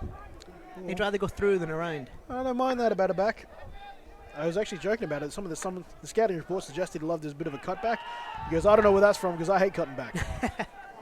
And trying to make something out of nothing there is Gwinner. Gwinner frustrated after that play on 3rd down. This will be interesting here. They went for a fake from 4th down in their own territory here. Yeah, it was a bit of a dangerous pass. He was kind of moving backwards and laterally and throwing across his body. Lucky not to be picked off.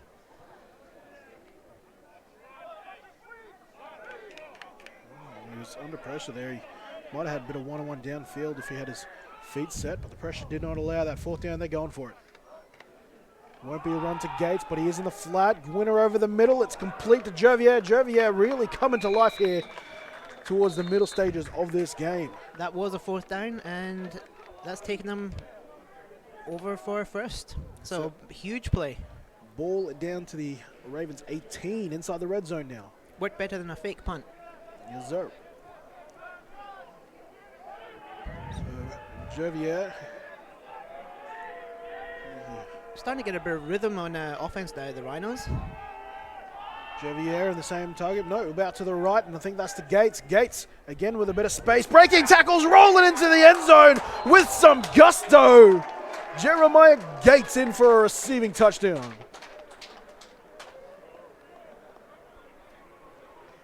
Rhinos make some ground on the Ravens here in the third quarter. Some good plays. They haven't had a lot of luck running it with them, but doing well to actually just get it in his hands now out in space. It's Christopher as I go back to that little swinging gate, 2-point conversion look. That was Chris Clark. He finished off at the end. That is an athlete. They're going to kill this here. Newport will get ready to kick it. No dramas with him. I want to know what Yeah, they're it's a good looking job. at when they come out in their little rusty gate thing. What are they looking at, and when do they decide if they're going to kick it or if they're going to? Laces weren't forward throw on it. that kick, and that kick goes wide right. Do you know, Phil?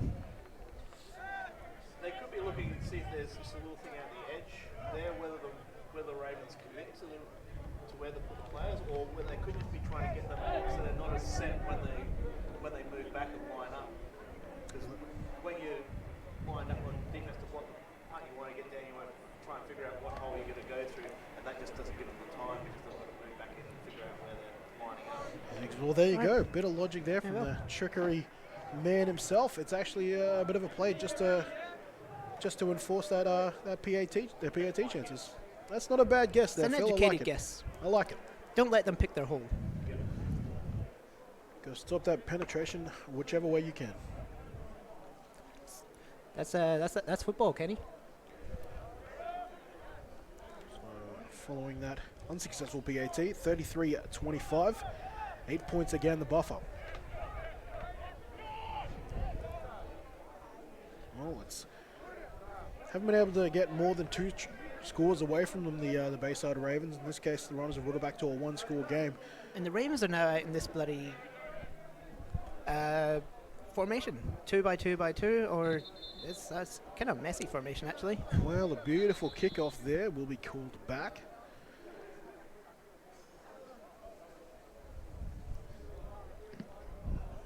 Kicked forward. Oh, and almost a catch there from Tom Saxby, today's ball boy, a former Raven, I imagine, and state player. One of the interesting positional switches at junior nationals, played quarterback at club level, ended up playing defensive tackle at state level. Don't see that very often. No. Oh, he was a half-decent quarterback. And was a pretty good defensive tackle too.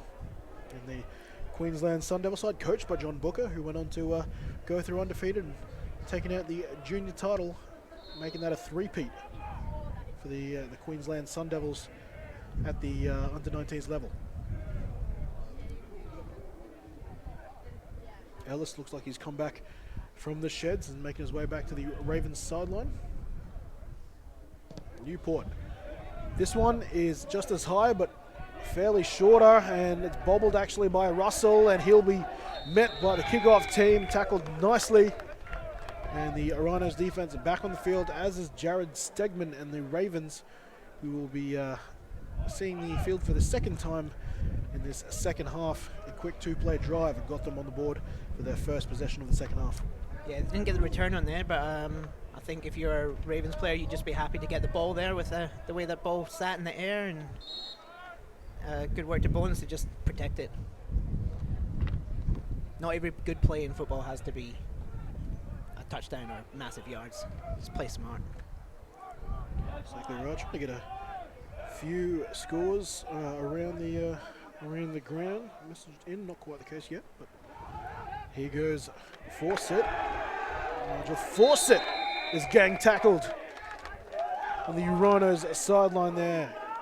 Gorton, Lowe amongst two of them, and of course Ernest Moore contributing as well. There's fast swarming defense there. The Bones went downfield to block the second level, but everyone snuck in behind him. One back Tyson Snag, another Colt starting at the senior level, involved in that last tackle. Second down and 10, no gain on that last carry. And a rollout pass here for Stegman. Stegman looking for the sideline, keeping his foot in bounds as Warwick Russell.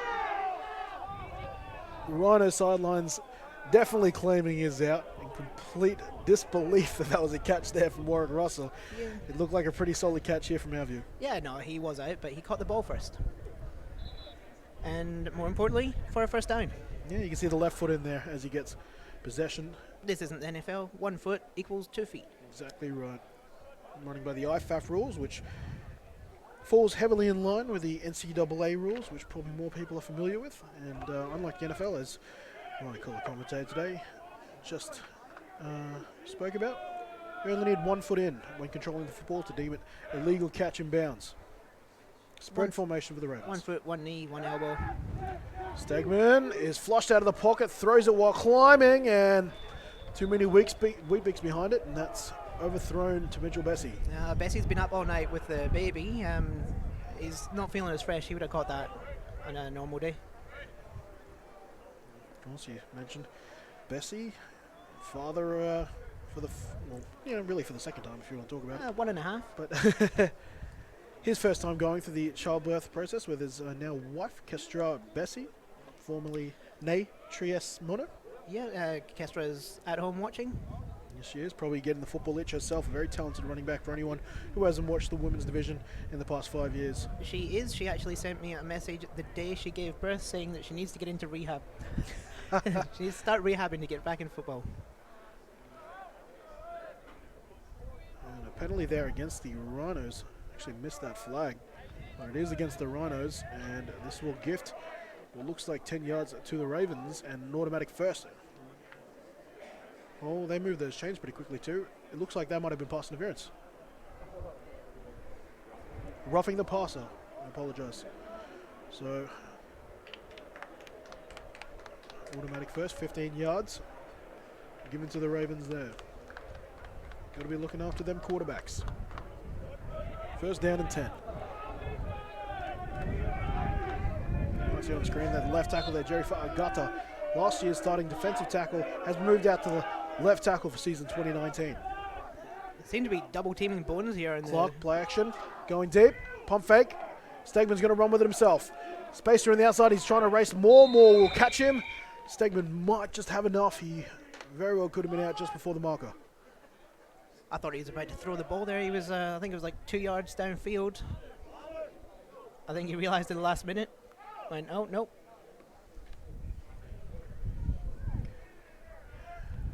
Back with the call. They're marking him now, well short of the marker, in fact. 2nd and 2. And just before the ball snapped here, you can see Bones has made a few plays. They're putting 2 defenders on him down in this empty, in the short side of the field. And there it is. He's matched up with Junior State cornerback Tyson Snag. And they'll give this to force it up the middle. And I'm hearing fumble. Rhinos are pointing in their direction there. Ravens are saying that he was down. Officials are going in to investigate. I think we'll really need to see that on replay to see what happens. We'll take a look here, but no call yet. And I'm keeping an eye on the officials here, trying to see what they go there. We can't make it out there. It's pretty much the scrum, so we're not going to be able to provide any sort of assistance visually from our perspective. First down, Rhinos! A fumble there from Nigel Forsett, forced by God knows who. There was a lot of Rhinos around him. Nevertheless, the Rhinos have earned this football back. Their first takeaway. And they'll get an opportunity to try and level the score here, trailing 33-25. It looks like Akeem Allen was responsible for that. He's certainly getting the daps from the sideline that suggests that. And Akeem Allen, there's the first time he's stamped his authority on this game. A forced fumble there, ripping that ball away from Forsett. First down and 10. Play action pass for Gwinner. Gwinner wants a chunk over the middle, and he does. Calder Shanks. 25 yards. Ball down around the 40. And now you can see the momentum starting to swing now with that that turnover. Offense is coming out firing. Well, turnover immediately going downfield. That's pretty sound strategy, isn't there, offensively? Yeah, let's see if they can keep this up. The trip's Get right. some momentum behind them. Schweikert, one receiver left. It'll be a handoff to Gates. Gates lowers the body and runs up the back one of his linemen, and that'll be an easy 4 or 5 yards. Nope, too much credit there. Make it 3. Yeah, Second good. and 7. Tackled by Stokes. Stokes wrapping up the legs this time, so not to get trucked. He's going to be going back home sore. Don't think he's had contact in over a year. Well, he's picked the right game to go from 0 to 60. Second and 7. Trips right. Gates will fake it. It'll be to give Jervier. Jervier splits the D. Stokes takes him down from above and O'Day below him. Yeah, that was a good play call. Like we've been saying, their corners are playing really far off, just trying not to get beat deep. And that was how they scored the touchdown the last time, just a little short pass to the running back. And now another wide receiver screen. Yeah, we're probably due to see that screen from Phil Newport due any time in as well. Yeah, I think that might have been an RPO, actually. Wouldn't be surprised. This offense was built on it a season ago. First down and 10. Ball on the Ravens 29. And flags there, possible delay game.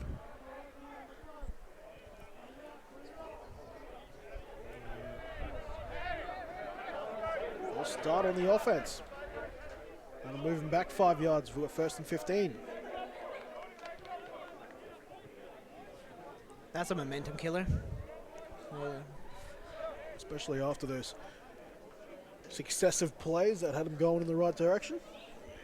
Yeah, they're looking threatening. And then you just get one flag and it puts you back. Let's hope they keep their heads in it. First and 15. Gwinner rolling to the short side where he has Jervier. Jervier, a slippery customer here in the third quarter. Shakes the first tackler, holds onto the ball there and gets a fair amount of those lost yards back. Yeah, and they're going back to these little passes. It wasn't there as much as it was last time, but managed to juke Stokes out of his boots. Second down and 10. That last catch from Jervier gets him back to the original line of scrimmage. Second and 10. And they're going to go to him again. He's the go-to guy, and that time cops a shot there from Stokes. Stokes getting tired of getting picked on. Yeah, instead of running like a little smoke or bubble there, he's ran a 5-yard stop. So, yeah, doing well just to pick these gaps. Let's see if they go back to the trip side. It looks like they're 3-on-2 almost on the trip side. So that would be open for some of these little short passes as well. And again, they've got linebacker Brewer against Calder Shanks. The rookie against the veteran, but this time they're running that quarterback power play. They scored the first half touchdown on to get them the first down on third down. It is a yard short of that endeavor. But if they faked a punt on their own 20, I'm pretty sure they're going to try and go for this in the opposition's 20. That they did earlier, and they completed a pass underneath to keep the drive alive. No sending out the field goal unit, down by 8.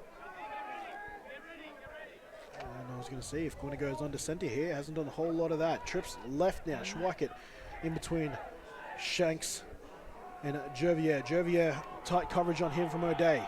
Let's see if they try to jump them. Nope. Nope. Gwinner out to the right. Will back his feet. Will cut back. He's met a lot of contact. It's going to be close. A lot of contact, but not a lot of tackling. They had them First stopped. down, Rhinos. Yeah, had them stop with the contact, but just didn't wrap up and drive.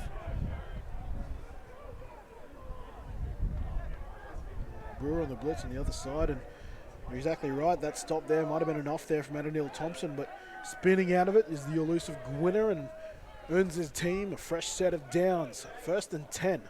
Oh, coming out in a different formation here. They've got like a little bunch set up in the slot there. The two youngsters, Schweikert, Shanks. And Called the Schwunch.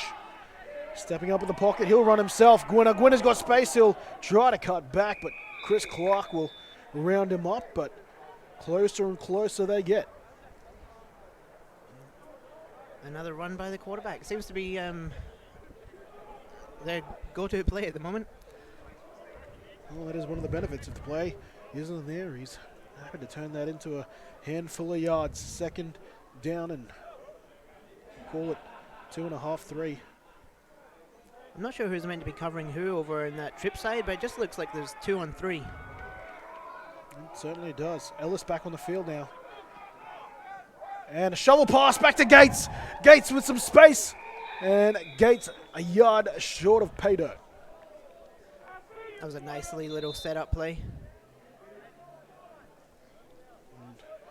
Let's see how quickly they go back to the line of scrimmage now.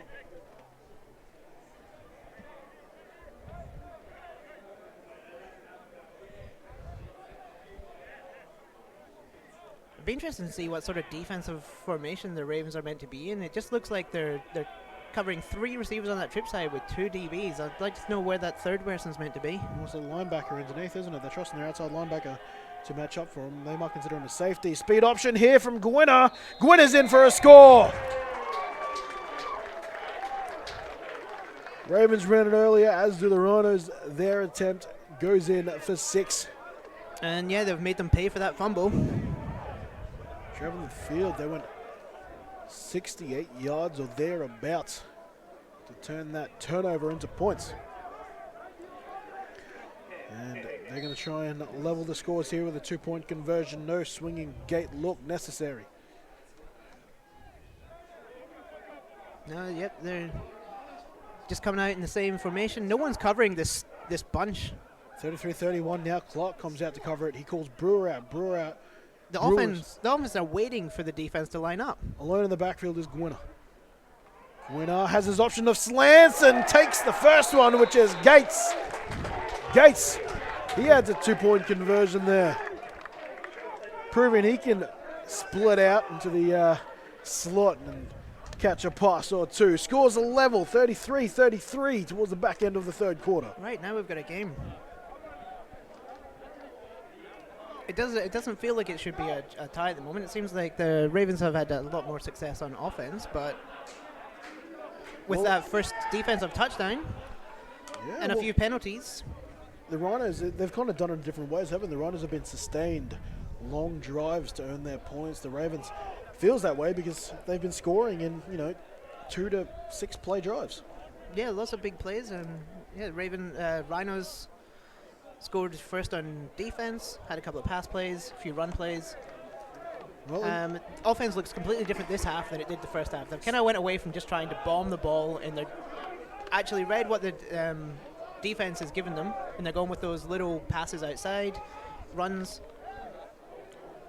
Let's see if they adjust. Start of the second quarter, it looked like the Ravens might have had a handle on this play, but on this game. But right now, level scores at 33 points. Both teams earning their way to points. This matchup is proven to fit the billing.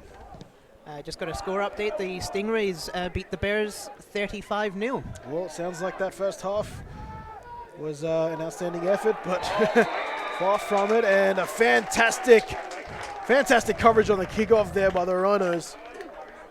I think it was number 23 ultimately making the tackle, as was Aaron Verbakel taking his lane. Yeah, I think Bessie's handed it off almost every time, and they've read it. Shut that down. Well, yeah, number 23 coming in, making the play. Double checking that's not one of the Colts first. And Emmanuel Copper making the play there. Now, from my chats with Brewer, it's not actually designed to be a trick play. It's just about getting the football to the right side of the field if they want. And obviously it just has the trick play look about it. It was the play that knocked them out of the semi-finals last year. Yeah, but it also got them on the scoreboard the same game. So they've had to live and die by it, haven't they? Yeah. And they are leading into that game in the playoffs. They'd scored a couple times off it. So you can't blame them, but from my understanding, it's more about the kickers, the return is designed to go one way, and if it's kicked to the opposite side of the field, that reverse is just a means of getting that ball to the side that it's supposed to go to. So it's either going to be give or it's going to be a fake. The Ravens now deep in their own territory, and that looks like they've swapped sides now. Start of the fourth, my apologies. We talking about kickoffs there into the fourth quarter now. Scores level 33-33.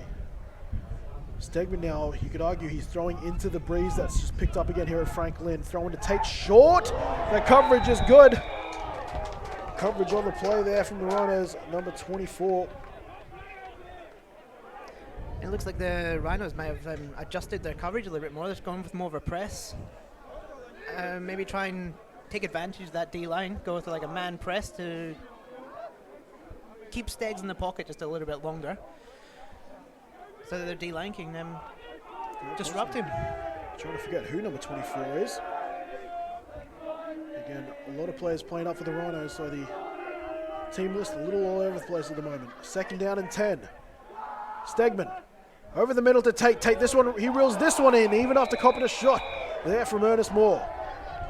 This will set up 3rd and long for the Ravens here, and the Rhinos, with growing momentum, have a chance here to earn a quick 3 and out. Yeah, Tate dropped that first one, but they went straight back to him. Secure hands, even after this hit. It's a good hit. 3rd down and 5.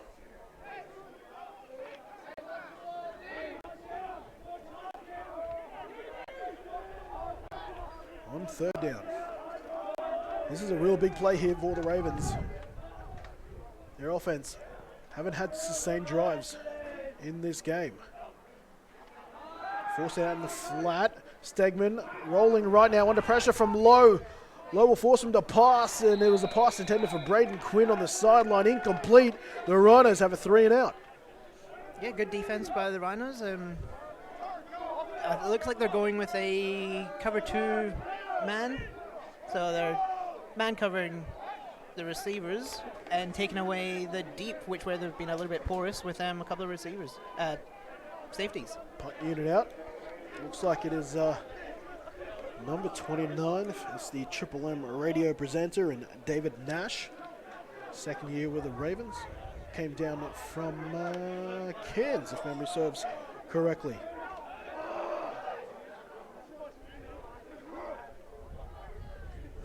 I wonder if he talks about his Gridiron experiences on air. 4th down, Ravens punting away here.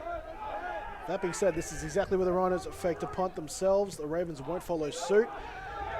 It's a high punt, and it will go out of bounds almost right on halfway.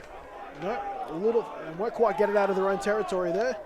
It'll be on the Ravens 44. Yeah, I don't know what their coach Justin Burke done to them, but hit him with the ball.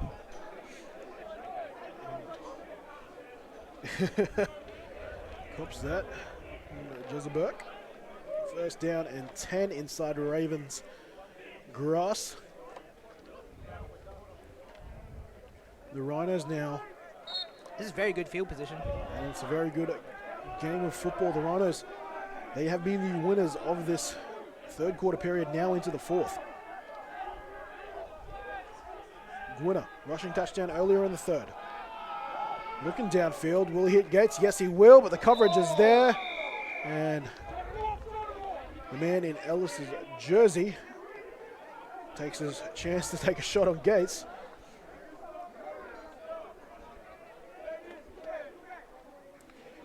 You have to be a brave man. I'm sure he's going to be looking for your jersey next time he breaks into the open space.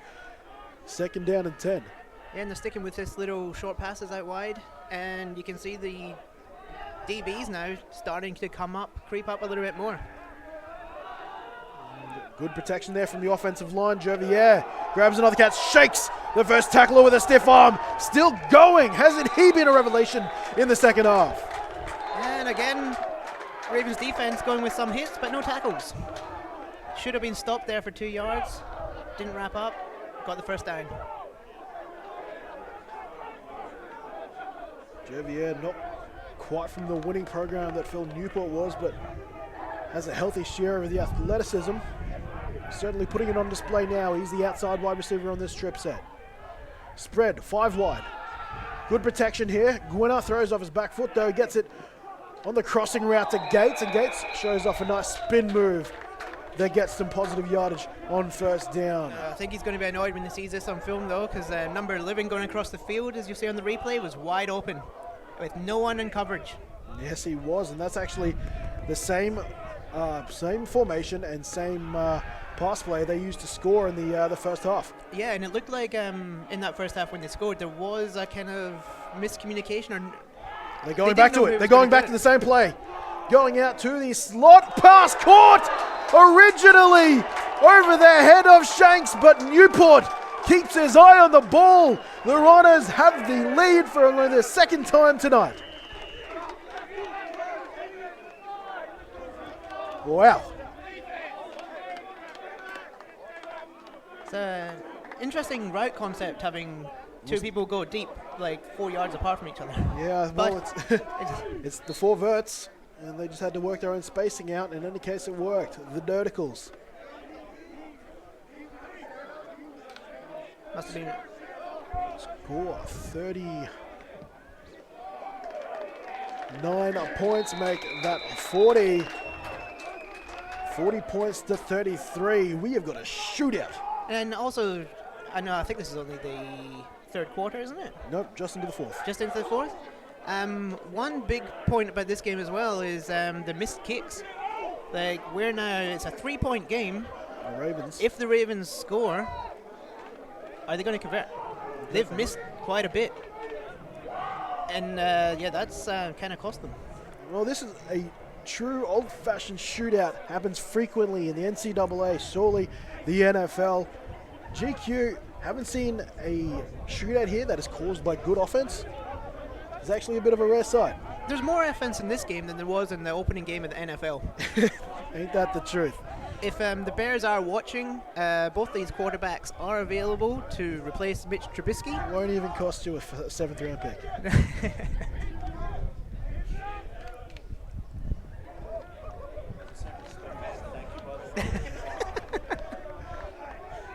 40 points to 33. The resurgence here from the Rhinos. Scoring right at the buzzer to bring it back to a one-score game at halftime. They are coming home with a wet sail. Newport just scored a touchdown tonight. Put this ball through the sticks. That is a huge kick. Jeez, I don't think they're going to have any doubts if they need to kick a 40-yarder later. It's a little bit different when you got to catch the ball, hold the ball, kick the ball while people are rushing into your face. Not have a 8-yard run up. Yeah.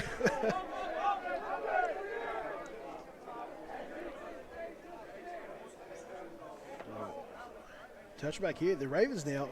That sideline's gone a little quiet, and albeit the numbers definitely reside in favour of the Rhinos here tonight. You actually look at the Ravens sideline; it's pretty skinny when it actually comes to players. Plenty of staff and whatnot over there, but yeah, there's a few players out. Spread here, but you've got the right side of that spread formation in tight. Or Russell in the slot. Stegman climbs the pocket. Now we'll have to run. Dancing. Forced fumble! Will the Ravens get on it? They do. The Rhinos almost an opportunity there to take that away from the Ravens. Stegman now. You might be seeing a few ghosts with this pass rush dialing up to 11. Yeah, Steg's running with a ball carried like a loaf of bread, and it's good heads-up play by the defender. Just swat that away. And it's Jack Lowe, the young rookie, again. Is that low with an E or low without an E? Low without an E. Low without an E.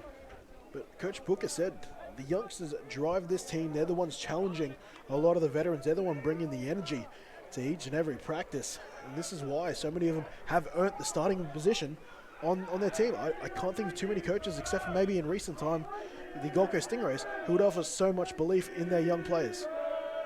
Yeah, well, if they step up and do it, who cares how old they are? If you're old enough, if you're good enough, you're old enough. Pass! Almost intercepted there. Late flags there. Pass intended to Lockie Tate. The sideline hates the look of that flag. In live action, it looked like it was 50-50. Let's see what it looks like on. Yeah, we've got to get a look. You want a here. video? Yeah, in a minute. And here's the pass to the sideline. When was contact made? Yeah, that was pass interference. Give them the thumbs up there, mate. They're wanting to. Yeah.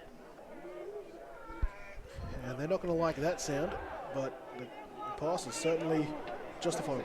Yes.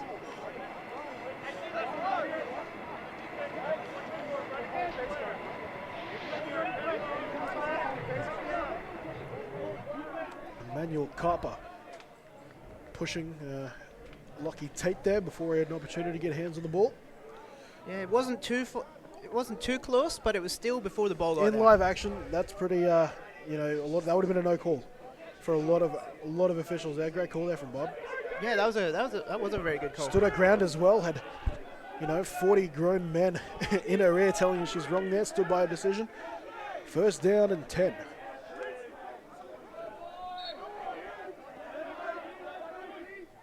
Ravens moving the ball by a penalty on that last play. Stegman, nice drop, nice throw, and just as they drew it up, Warwick Russell, 16-yard grab there, another first down. MVP. MVP, Russell. Now the Ravens starting to find their mojo.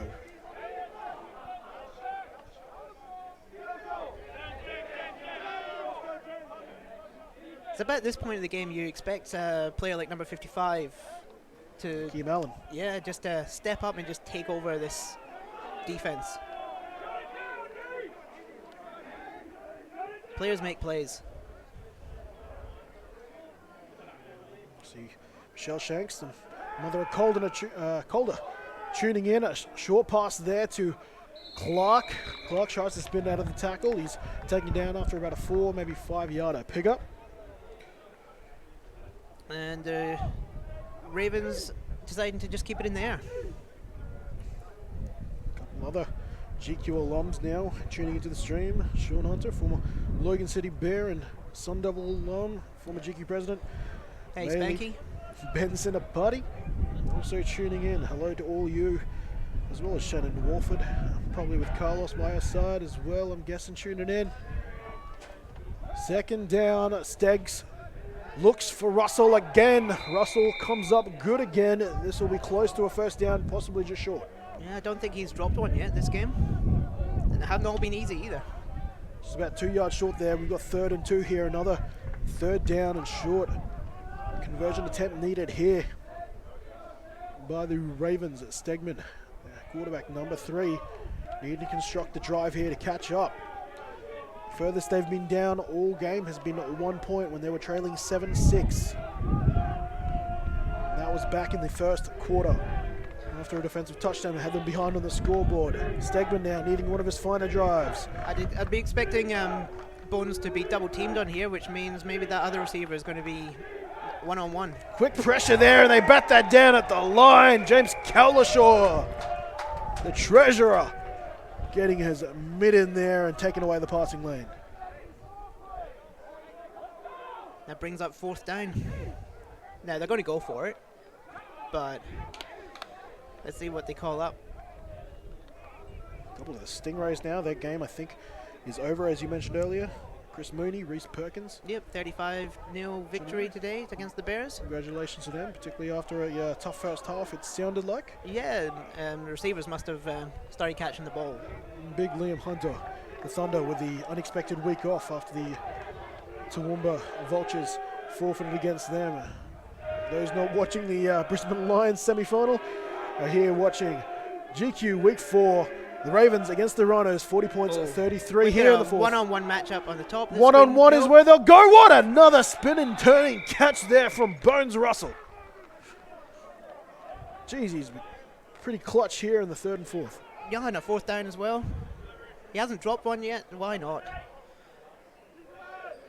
Speaking about guys who By watching the top of the screen there, you'll see with Bowden making all these catches, they seem to be double teaming him, leaving Chris open one-on-one at the top of the screen. See if they come back to that. Speaking about guys who don't drop many passes, Jaden Paladin also tuning in. Pete Mariani, the Raptors, checking in as well. First down and 10. They are just outside of the 10-yard line. They could, in fact, get a first down without scoring a touchdown. Only just. Matter of inches it would be. A rollout here from Stegman. They've tried this play a lot. Oh, pass almost intercepted by the Rhinos there. He didn't catch it, but that was a great play. Emmanuel Carper, he's actually made a couple of plays here late in the game to try and have an effect here. Yeah, they tried a little whip route with Great coverage. Clark. Didn't fool him. I think Clark there probably thought he was going to be a little more open there. Didn't drive to the sideline after making that cut. Yeah, it's an interesting play call. I thought they would have tried to run Bones in the middle of the field, take away the safety, and get Clark deep in the end zone. Let's see how they... Give him a jump ball. I'm pretty sure he's shorter than the... That's a cult he's on, isn't it, as well? Yeah, it is. No, not Emmanuel Carper. The senior there. There's Jared Stegman now. Has 3 eligible receivers out to the right. Yeah, he's looking at Bessie, so maybe he's coming back to Bessie. Bessie hasn't been on the field in a little while from my count, but he'll go to Tate. Tate looking for a second. Tate fighting for the line, and he's got it. We'll have a 1-point ball game pending a successful PAT. Yeah, this is what we were talking about before. Like, they've scored a touchdown, but this is where they've kind of been a little bit iffy today. Not a lot of kicks are going through the big sticks, and this isn't AFL. You don't get bonus points for missing. Lachlan Tate fighting his way over the line for his second touchdown of the game. The man who was once told he could never play tight end seems to be making a pretty good fist of it now. Oh, he's been playing fantastic. He's got great hands. Warwick Russell, a clutch kick here. 39 points to 40. This to level the score. Down, up, and successful, ladies and gentlemen. In the dying minutes of the fourth, we've got a 40-40 scoreline. Haven't seen many of these in recent GQ history. No, and Bones has kicked it when it's mattered, but those early misses have kind of cost them a few points. They should be 2 points up at the moment. Well, haven't fakes been a key part of this game? We talked about the fake punt deep in their own territory from the Rhinos to start the second half. How about the Ravens on their first PAT attempt going for a fake punt pass, fake PAT pass? I'm not sure if that was meant to be like that, or if Bessie just didn't handle the ball properly and tried to run. Because no one else seemed to be acting like it was a fake. Now I know what everyone's thinking at home, and certainly here, how much time is there left on the clock? Unfortunately, not easily accessible for us. We are trying to listen out for any time checks we get to the sideline here, but I can give you a guesstimation that we are probably inside the final 6, maybe 5 minutes of the fourth quarter at least.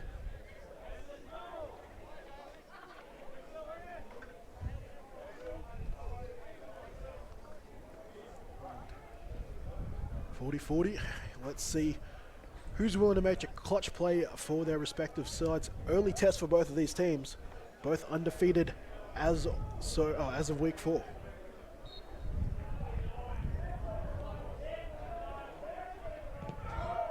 It was high. Wobbly kick.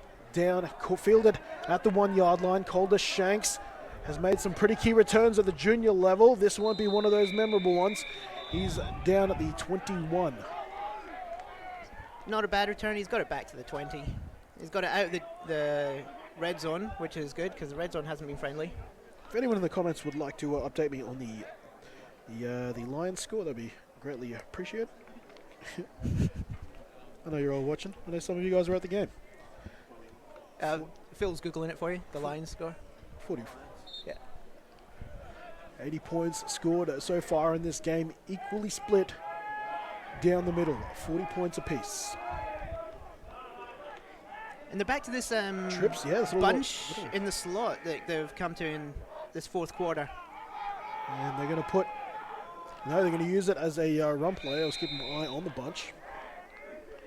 And it is now the third quarter in the AFL, and Brisbane are down to Richmond 51-34. Ooh, a tough one there for the Brisbane Lions. Yeah, come on, Brisbane. Be better. We're trying to ride out a fairy tale return to prevalence. Prominence as well. They did finish amongst the top 3 of the AFL ladder, but back to this sport. Gwinner over the middle to Shanks. Shanks with some space. He's dangerous if he gets to the open field. He picks up a block, breaks a tackle. Here he goes. Calder Shanks by the bootstraps, taken down by Chris Clark, but he gets this ball to the Ravens 40. Yeah, another missed tackle by the Ravens. Been too many missed tackles. Also, just before when we were talking about that little tight bunch, I was like, they've come out in that in this fourth quarter, but they haven't done anything with it. And as I was thinking that, about to say it, pass it to that little bunch. Sometimes when you see a player dominate at the junior level, particularly physically, you wonder, how good are they? Well, the fact that he can still do that at the men's level gives you an idea of what type of athlete Calder Shanks is. Quick throw to the left to the hitch, finding Jervier. Jervier, big don't argue, and that'll get him an extra yard or 2 after the catch. Solid catch and first down. This Rhinos offense looks completely different to the Rhinos offense that played in this first half. Yes, sir, exactly right. They're a lot more switched on. Everyone seems to know what they're doing, and they're executing. And there doesn't seem to be any penetration by the Ravens' defensive line. Good blocking up front. Downfield is a catch, and it was Shanks wide open. He shanked it. And that he did, and unfortunately couldn't bring that catch in. His speed getting between the seams of the defenders.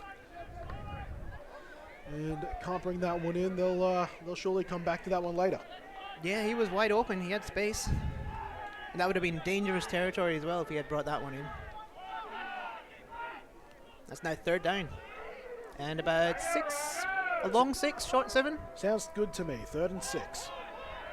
Again, to the old reliable 3-by-1 formation. And Gates, no, Gwinner will keep it. After faking it to Gates, and he finds his way forward for a 1st down on 3rd down. Many people don't consider 3rd and 6 a running down. Gwinner does. Was that a designed run or? Yep, it was. Keep, good decision. Although I think both of those runs would have probably got there as well. Stokes making the tackle there, preventing any more blood being spilt on that play. 1st and 10 for the Rhinos. Both these offenses having no trouble moving down the field. Will they get a free play? Flags. This is a free play going to the end zone is Gwinner. And you're going to see multiple flags. PI down the field. And we're seeing quarterback down. Gwinner is down back there. We wouldn't have caught that on tape. Yeah, But we've I also got a false start. An encroachment. offside. Offside. All the Maybe, flags. I don't think there's a flag left in an official's pocket. I'm surprised the hats are on. In any case, all of these, safely to say, are probably on purple. And at this point, I think, is this kicking distance for? I truly believe Phil Newport, from the little I've seen of his kicking reels, would comfortably attempt it from here. Not as important right now because we are at 1st down and they're about to get closer, but. And I'm sure they're not thinking about going for 3 yet, but we'll see. I'll go for 6. If you fail, go for 3. I'm not sure how long is left on the clock.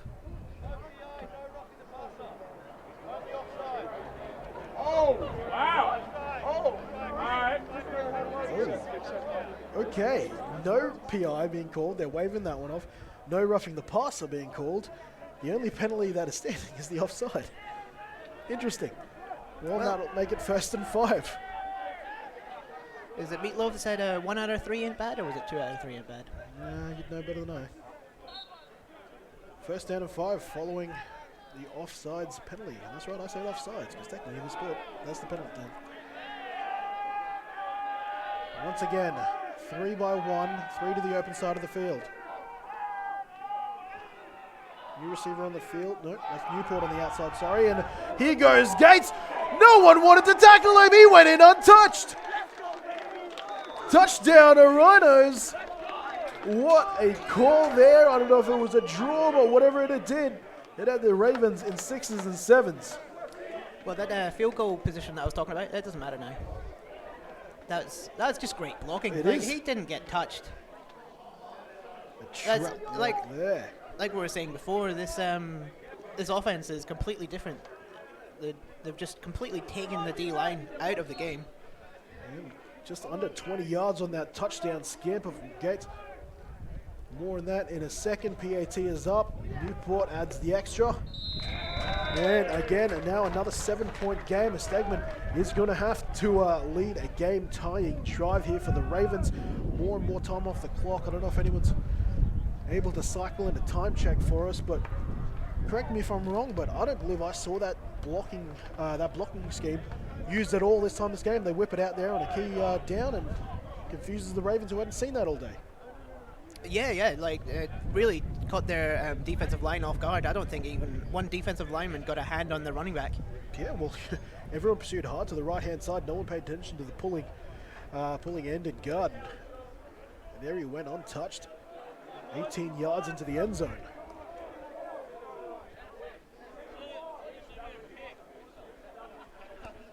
Ravens still huddling. What are they coming up with now? Last time they came out with that little handoff thing, it got shut down very quickly, I think, with 5 yards. So we'll see if they come out with that again or if they're going to try something new, if they've got something in their playbook.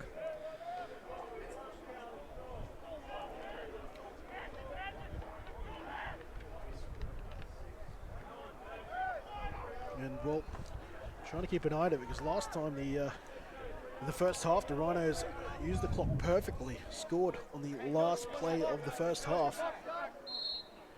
Oh yeah, the Patriots would have been proud. Extremely. Phil Newport showing off that right boot.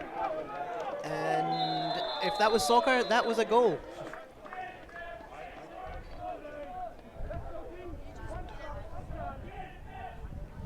Crowd getting behind the Rhinos here. They can taste the victory here. 47-40 late in the fourth.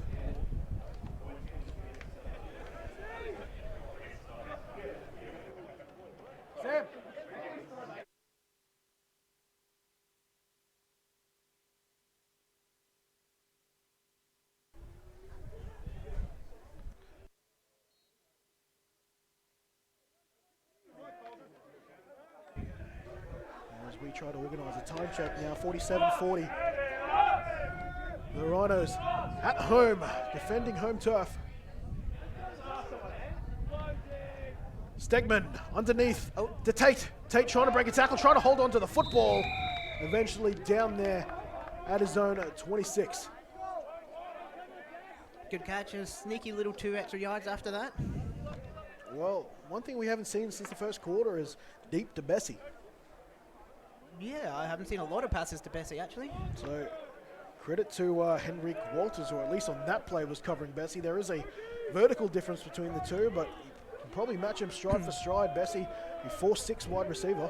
Well, if you look at the top of the screen, they've got Bones, and they're trying to take away the Bones on by going man on him and covering him with the second Well, safety. doing so leaves Tate open underneath again, this time on the open side of the field, and he gets it for a first down and gets out of bounds. This is where the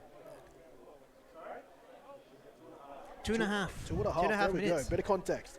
2-minute warning upcoming here, so this will really be a 2-minute drive here for the Ravens. Yeah, they're doing well to get the ball to the sidelines, just march it down the field, get out of bounds, save the time. But they want to score. They want to get either a field goal or go for 2. Who knows? But they don't want to leave time on the clock for the Rhinos to come back. Jake Price coming off the field with a hobbled ankle. Change in the secondary there. Stegman, deep drop, looking downfield, stands in the pocket, hits Warwick Russell on the run, and Javier eventually tackles him, but not before they get inside the Rhinos 30. He's put that ball right in the bone zone, Right, and he still hasn't dropped one. he has been perfect with the mitts tonight. But they needed to get vertical as much as those short routes to the outside were handy. That time they push it downfield and come up good. He did a good job. Warwick Russell not only he actually took outside leverage there against Gorton and then worked his way back inside. And there's our 2-minute warning. So we are at the 2-minute point left in the game. 2 minutes left remaining here. The Ravens are down at 7 points, 47-40. But in possession, they're in a weird stage here where they're in scoring position. But they've got 2 minutes left on the clock. They kind of want to both bleed the clock and score. But they have to score. They have to get the point after. Or do they go for 2? Like, We've seen it's become very popular now. If you've got the momentum, you're trailing the 2 with limit time on the clock. Why play? There's no overtime in this game. You're either playing for the draw or you're playing for the win. There's no overtime to extend this game. kicking hasn't been great, but Bones showed that he kicked under pressure when it was needed last time. They'll probably go back to it, but need a touchdown first. Ball's around the 25, play action pass, Stegman. Stegman's got Tate open. Tate makes the catch, and he's down around the 10. Didn't get out of bounds, and there is Laundry on the field, in the backfield. And it's going to be holding against the Ravens. Now it's coming back. And I think it might have been on the left tackle there. Referee out of our microphone's range there, but very could have been anyone, but I think I might have seen a Agata hold there on the left. That is a huge. That's a huge penalty. Probably not so much for the down at this point, but for the distance. The distance and just taking away that catch, because it's you're not playing against just the Rhinos anymore. You're playing against the clock. So a first down and 20. I think it was Vince Lombardi. He said he's never lost a game. He just ran out of time. You hear that a lot from coaches nowadays. You didn't lose a game, you ran out of time, which sometimes is the truth. You know, you're confident you would have been able to do it, but didn't have enough top block. We've got a bunch formation here, and this is what they tried in the first half, but it led to a fumble. Chris Clark around the outside tries to hurdle Javier. Javier didn't even get low, so he ends up just almost Antonio Browning him in the face. Yeah, that's No flags. interesting. Sometimes these athletes, I swear, they just assume they'll get on a highlight reel. Chris Clark, as athletic as they come in GQ, Javier didn't even look like going low on that play. Yeah, I'm pretty sure in the last UFC I saw that knockout in the first 6 seconds with a knee like that. That time there, I don't think he got out of bounds. Clock could be running here. I didn't see the signal at the end of it. Second down. Not many clicks left on the clock. Quick to Bessie. Bessie spinning and turning. Showed a nice bit of body control to get there in, but Unfortunately, it hit him in both hands. unfortunately so. Just Ravens couldn't bring now. it in with his fingertips. Third and long. They have got timeouts. They can go to the middle of the field if they wish. Almost an acrobatic catch there from Bessie. Rhinos, a couple of big defensive plays from locking this week 4 matchup in a game they once trailed by 2 scores. Yeah, we're in 4-down territory. 2 more plays, but they've got 15 or a long 15, short 16 yards. Yeah, we say 20. We've got the holding calls implied after they got a couple of yards on first down. It is close to maybe 3rd and 17. See if they go back to the bone zone here. He hasn't dropped one yet. He's been their Tatum. go-to player. Downfield protection is good. They're going for it. Covered well, Chris Clark. Carper all over Clark on that play over the top. Javier. And this is it. 4th down, 15 yards to go. This is it for the game. All the marbles, cookies, all the biscuits. I would have maybe thrown it to Bones there. Yeah, they had a double post look there, and Javier was playing to the outside against Clark. Maybe Stegman made up his mind before that play that he was going to go to his speed man. And we see a timeout here, a much needed timeout here taken by the Ravens. 4th down, this is the play of the game right now. This has been a much more exciting game than I was expecting after halftime. Well, many people build this to be the game of the round. Like, I think it's safe to say it's lived up to the billing. Well, it definitely wasn't the Thunder and Vultures game. I don't doubt that.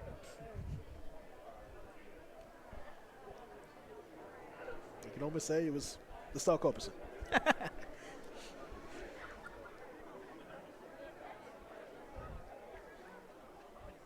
4th down. Less than 2, matter of fact, I'd say less than 1 remaining. Thing is with the Ravens is they've been more successful from this end of the part of the field than they have been in the red zone. So I don't know if they'll be worrying about first down or distance. I think they're just going to spread the field and just bomb it. Well, at this point, do you look for Bomb it to the end zone.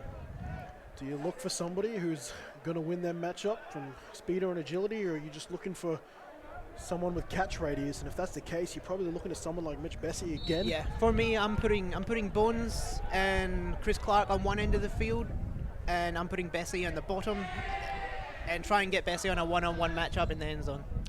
And hopefully he catches it this time. Let's not take this out of the picture. Stegman is probably athletic enough to try and somewhat be in the realm of realistically getting this with his feet. Yeah, he may be, but this defense has been swarming hard on those runs. I think It's an athletic defense as well. I can see him getting 5-10 yards, not 15. They're going to go bunch to the left-hand side. Bessie on the outside of that. Warren Russell wide to the right. Now Chris Clark's in motion. They'll fake it to him. Stegman's going to run it. Stegman's going to try and get it. He'll be stopped. Ernest Moore might have just won this game for the Brisbane Rhinos at home. Yeah, I wouldn't have called that play. I did mention it was a possibility. Yeah, like, he's athletic, but their defense have shut that down pretty much this whole half. I would have went with the one-on-one to Bessie at the top of the field. Well, maybe they were trying to go for trickery there. Obviously, the logic dictates you try to bomb that downfield, and thought they might have had a matchup there, but Ernest Moore has been in the face of Jared Stegman from play 1 today, and that seems to have continued all the way to the 4th quarter. Hasn't he been an improving case under Coach Booker over the last 2 seasons? Well, of everything, it's been definitely an entertaining game. I think this could possibly be a preview to the Sun Bowl, and if this is what we're going to get in the Sun Bowl, I'm not too unhappy. Knock on wood if you're with me. Trying to ice this game is Jeremiah Gates. There are a couple of run plays. The Ravens have used 1 timeout, if memory serves correctly, on the 4th down. That makes them their 2nd. And they'll have 1 more, so a couple of successful running plays here will be enough to send the boys from the inner west of Brisbane up to the clubhouse party. Jack Hannum, the now officially retired Jack Hannum, I'm led to believe, is watching from home, and he's probably going to be pretty stoked to see this score.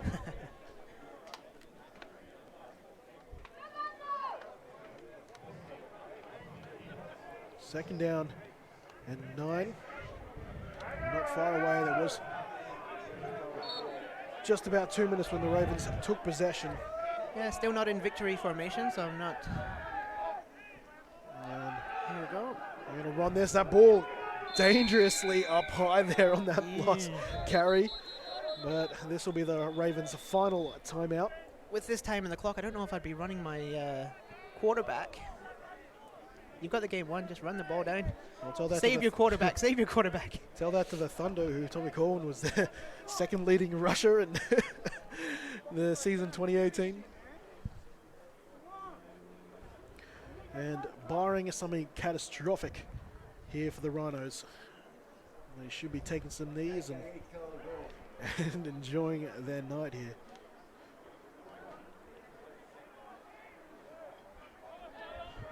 They very well could be taking knees here. We aren't 100% certain, but that time on the clock by the Ravens was considerable, and hard to imagine. Oh well, they're going 3 by 1. They might have to run 1 more play here, and if it's an incomplete pass in particular, the Ravens might be in with a whiskers chance. They're going to try to run it, and it'll be Gwynner. Gwynner stopped. The Ravens don't have a timeout here. At best, it might get a punt return. Ravens aren't exactly showing any urgency. They're obviously knowing how much time is left on the clock. It's 4th down. The Ravens don't really have much choice. They don't have a timeout.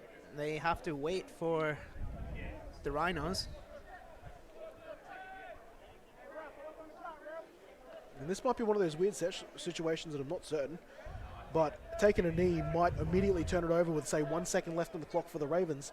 They might have to just snap this and have Gwynner dance around just to have the clock end during the play. Or you could do what I done in the Sun Bowl last year and run a safety play. They very well could do that too.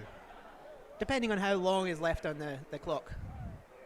They could also possibly do the... oh, that might be it. No, timeout. Timeout to the Rhinos. Okay. So they wanted to drain every second of the clock there left. So this means that the Ravens have a hope and a prayer. Yeah. But that could be, again, taken away from them if they choose to snap this ball, have Gwynner dance around, shave off the last couple seconds, and heck, maybe even grab a safety there, clear of a 2-point lead. If there's less than 10 seconds, I'm snapping it and running into the end zone. And then you could also pull, what was it, the John Harbaugh technique, where have every single player on his offense hold to run off the clock. If you want to get creative with it. In any case, we do thank you for joining us on the coverage this evening. We certainly hope you enjoyed the show put on for you there. 87 points put up between these two teams.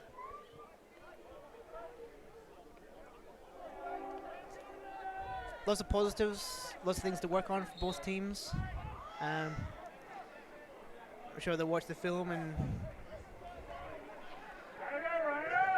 take a lot out of this game. Well, Newport is back there in punting formation. Whether that's what he does is another story. I do apologise that we can't tell you exactly how much time there is left on the clock. Yeah. And we've got a false start. Not that that plays too much of a factor in the grand scheme of things. But Not really. Less room to run around if he decides to run around, but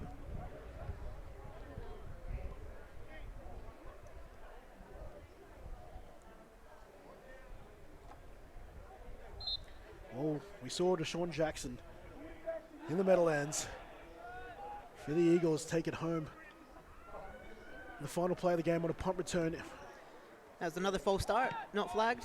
This one is a punt from Newport, so they will. There is Chris Clark, the best athlete on their team. He's got space down the right-hand side, and he'll be run out of bounds. And there's a flag on the play.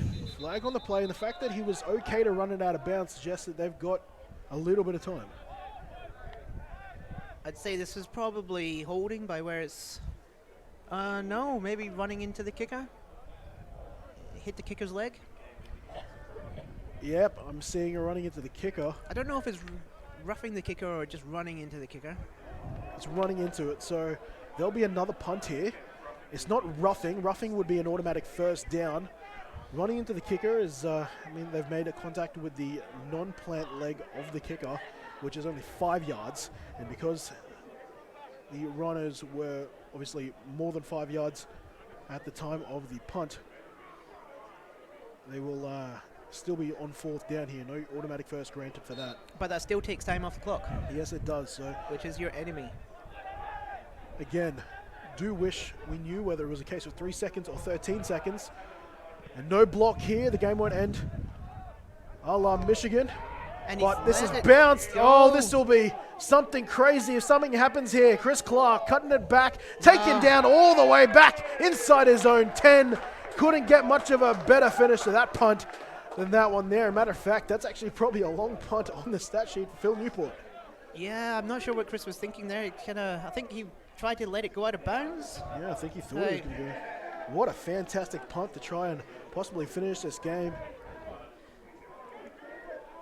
Now, I think the only way the Ravens can really win this now is if they have Aaron Rodgers on their bench, which I doubt.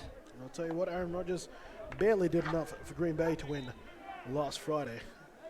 Maybe a bit of Jared Stegman could write a memory that all of Birdtown will remember for eternity if he pulls out this absolute miracle. 5 wide, going short. Wow, he had Fawcett running open. He would have had a couple of safeties in front of him, but that will fall incomplete. It didn't look like he even saw the ball. I don't think he expected it that early. No. 2nd and 10.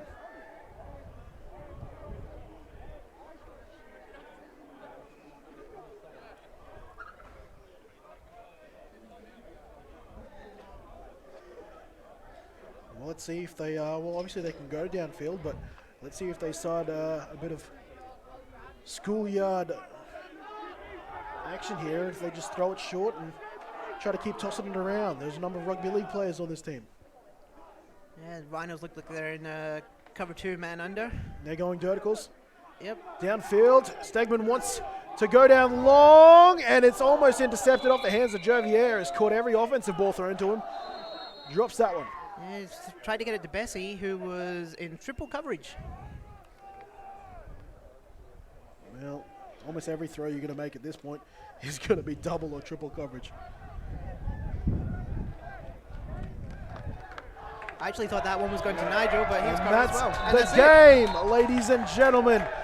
In an absolute shootout, the Rhinos have come from behind, 2 scores down in the first half to win this game at 47 points to 40. An absolute clinic put up in the second half there. The running game from Gwinner, pivotal in this game. A couple of key plays there from Jeremiah Gates. Obviously, the imports doing a fantastic job to get this team back in front in the second half.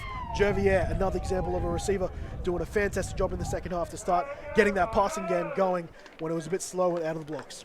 Yeah, definitely. It was a tale of 2 halves, this one. First half, Ravens were just doing what they wanted to their secondary. And that second half, the Rhinos come out and just much crisper on offense and defense, and just took over this game. Haven't mentioned him tonight, but Thomas Pacina, the defensive coordinator for the Rhinos, whatever he did in the second half to stop that deep ball from ripping them to shreds on first and second down, absolutely worked a treat, because we didn't see a whole lot of that later on. They were forced to throw more in the intermediate. Ravens did find success in that, but job as a DC is to take what's hurting you and prevent it from happening, and that's what he did. Yeah, and same with offense. They started looking at what the Ravens were giving them in that first half and started actually drawing up plays to take that. Yes, and then it started marching the ball with those short passes and getting it to number 7, the running back. It was Yeah, Jeremiah Gates. getting it out in space. You couldn't run him up the middle. He was getting jammed, but you want to get your ball into your athlete's hands. So come up with plays to get them the ball, and they done a really good job of that. Your key play of the game. Key play of the game. Turning point, if you will. Sorry to put you on the spot there, Gerard. Ooh, there's lots of big plays. I think the turning point was probably the fumble by the Ravens, and they fumbled the ball, and you could just see the Rhinos came out with a much more intensity, and from there just did not take the foot off the gas. I'd say that would probably be mine.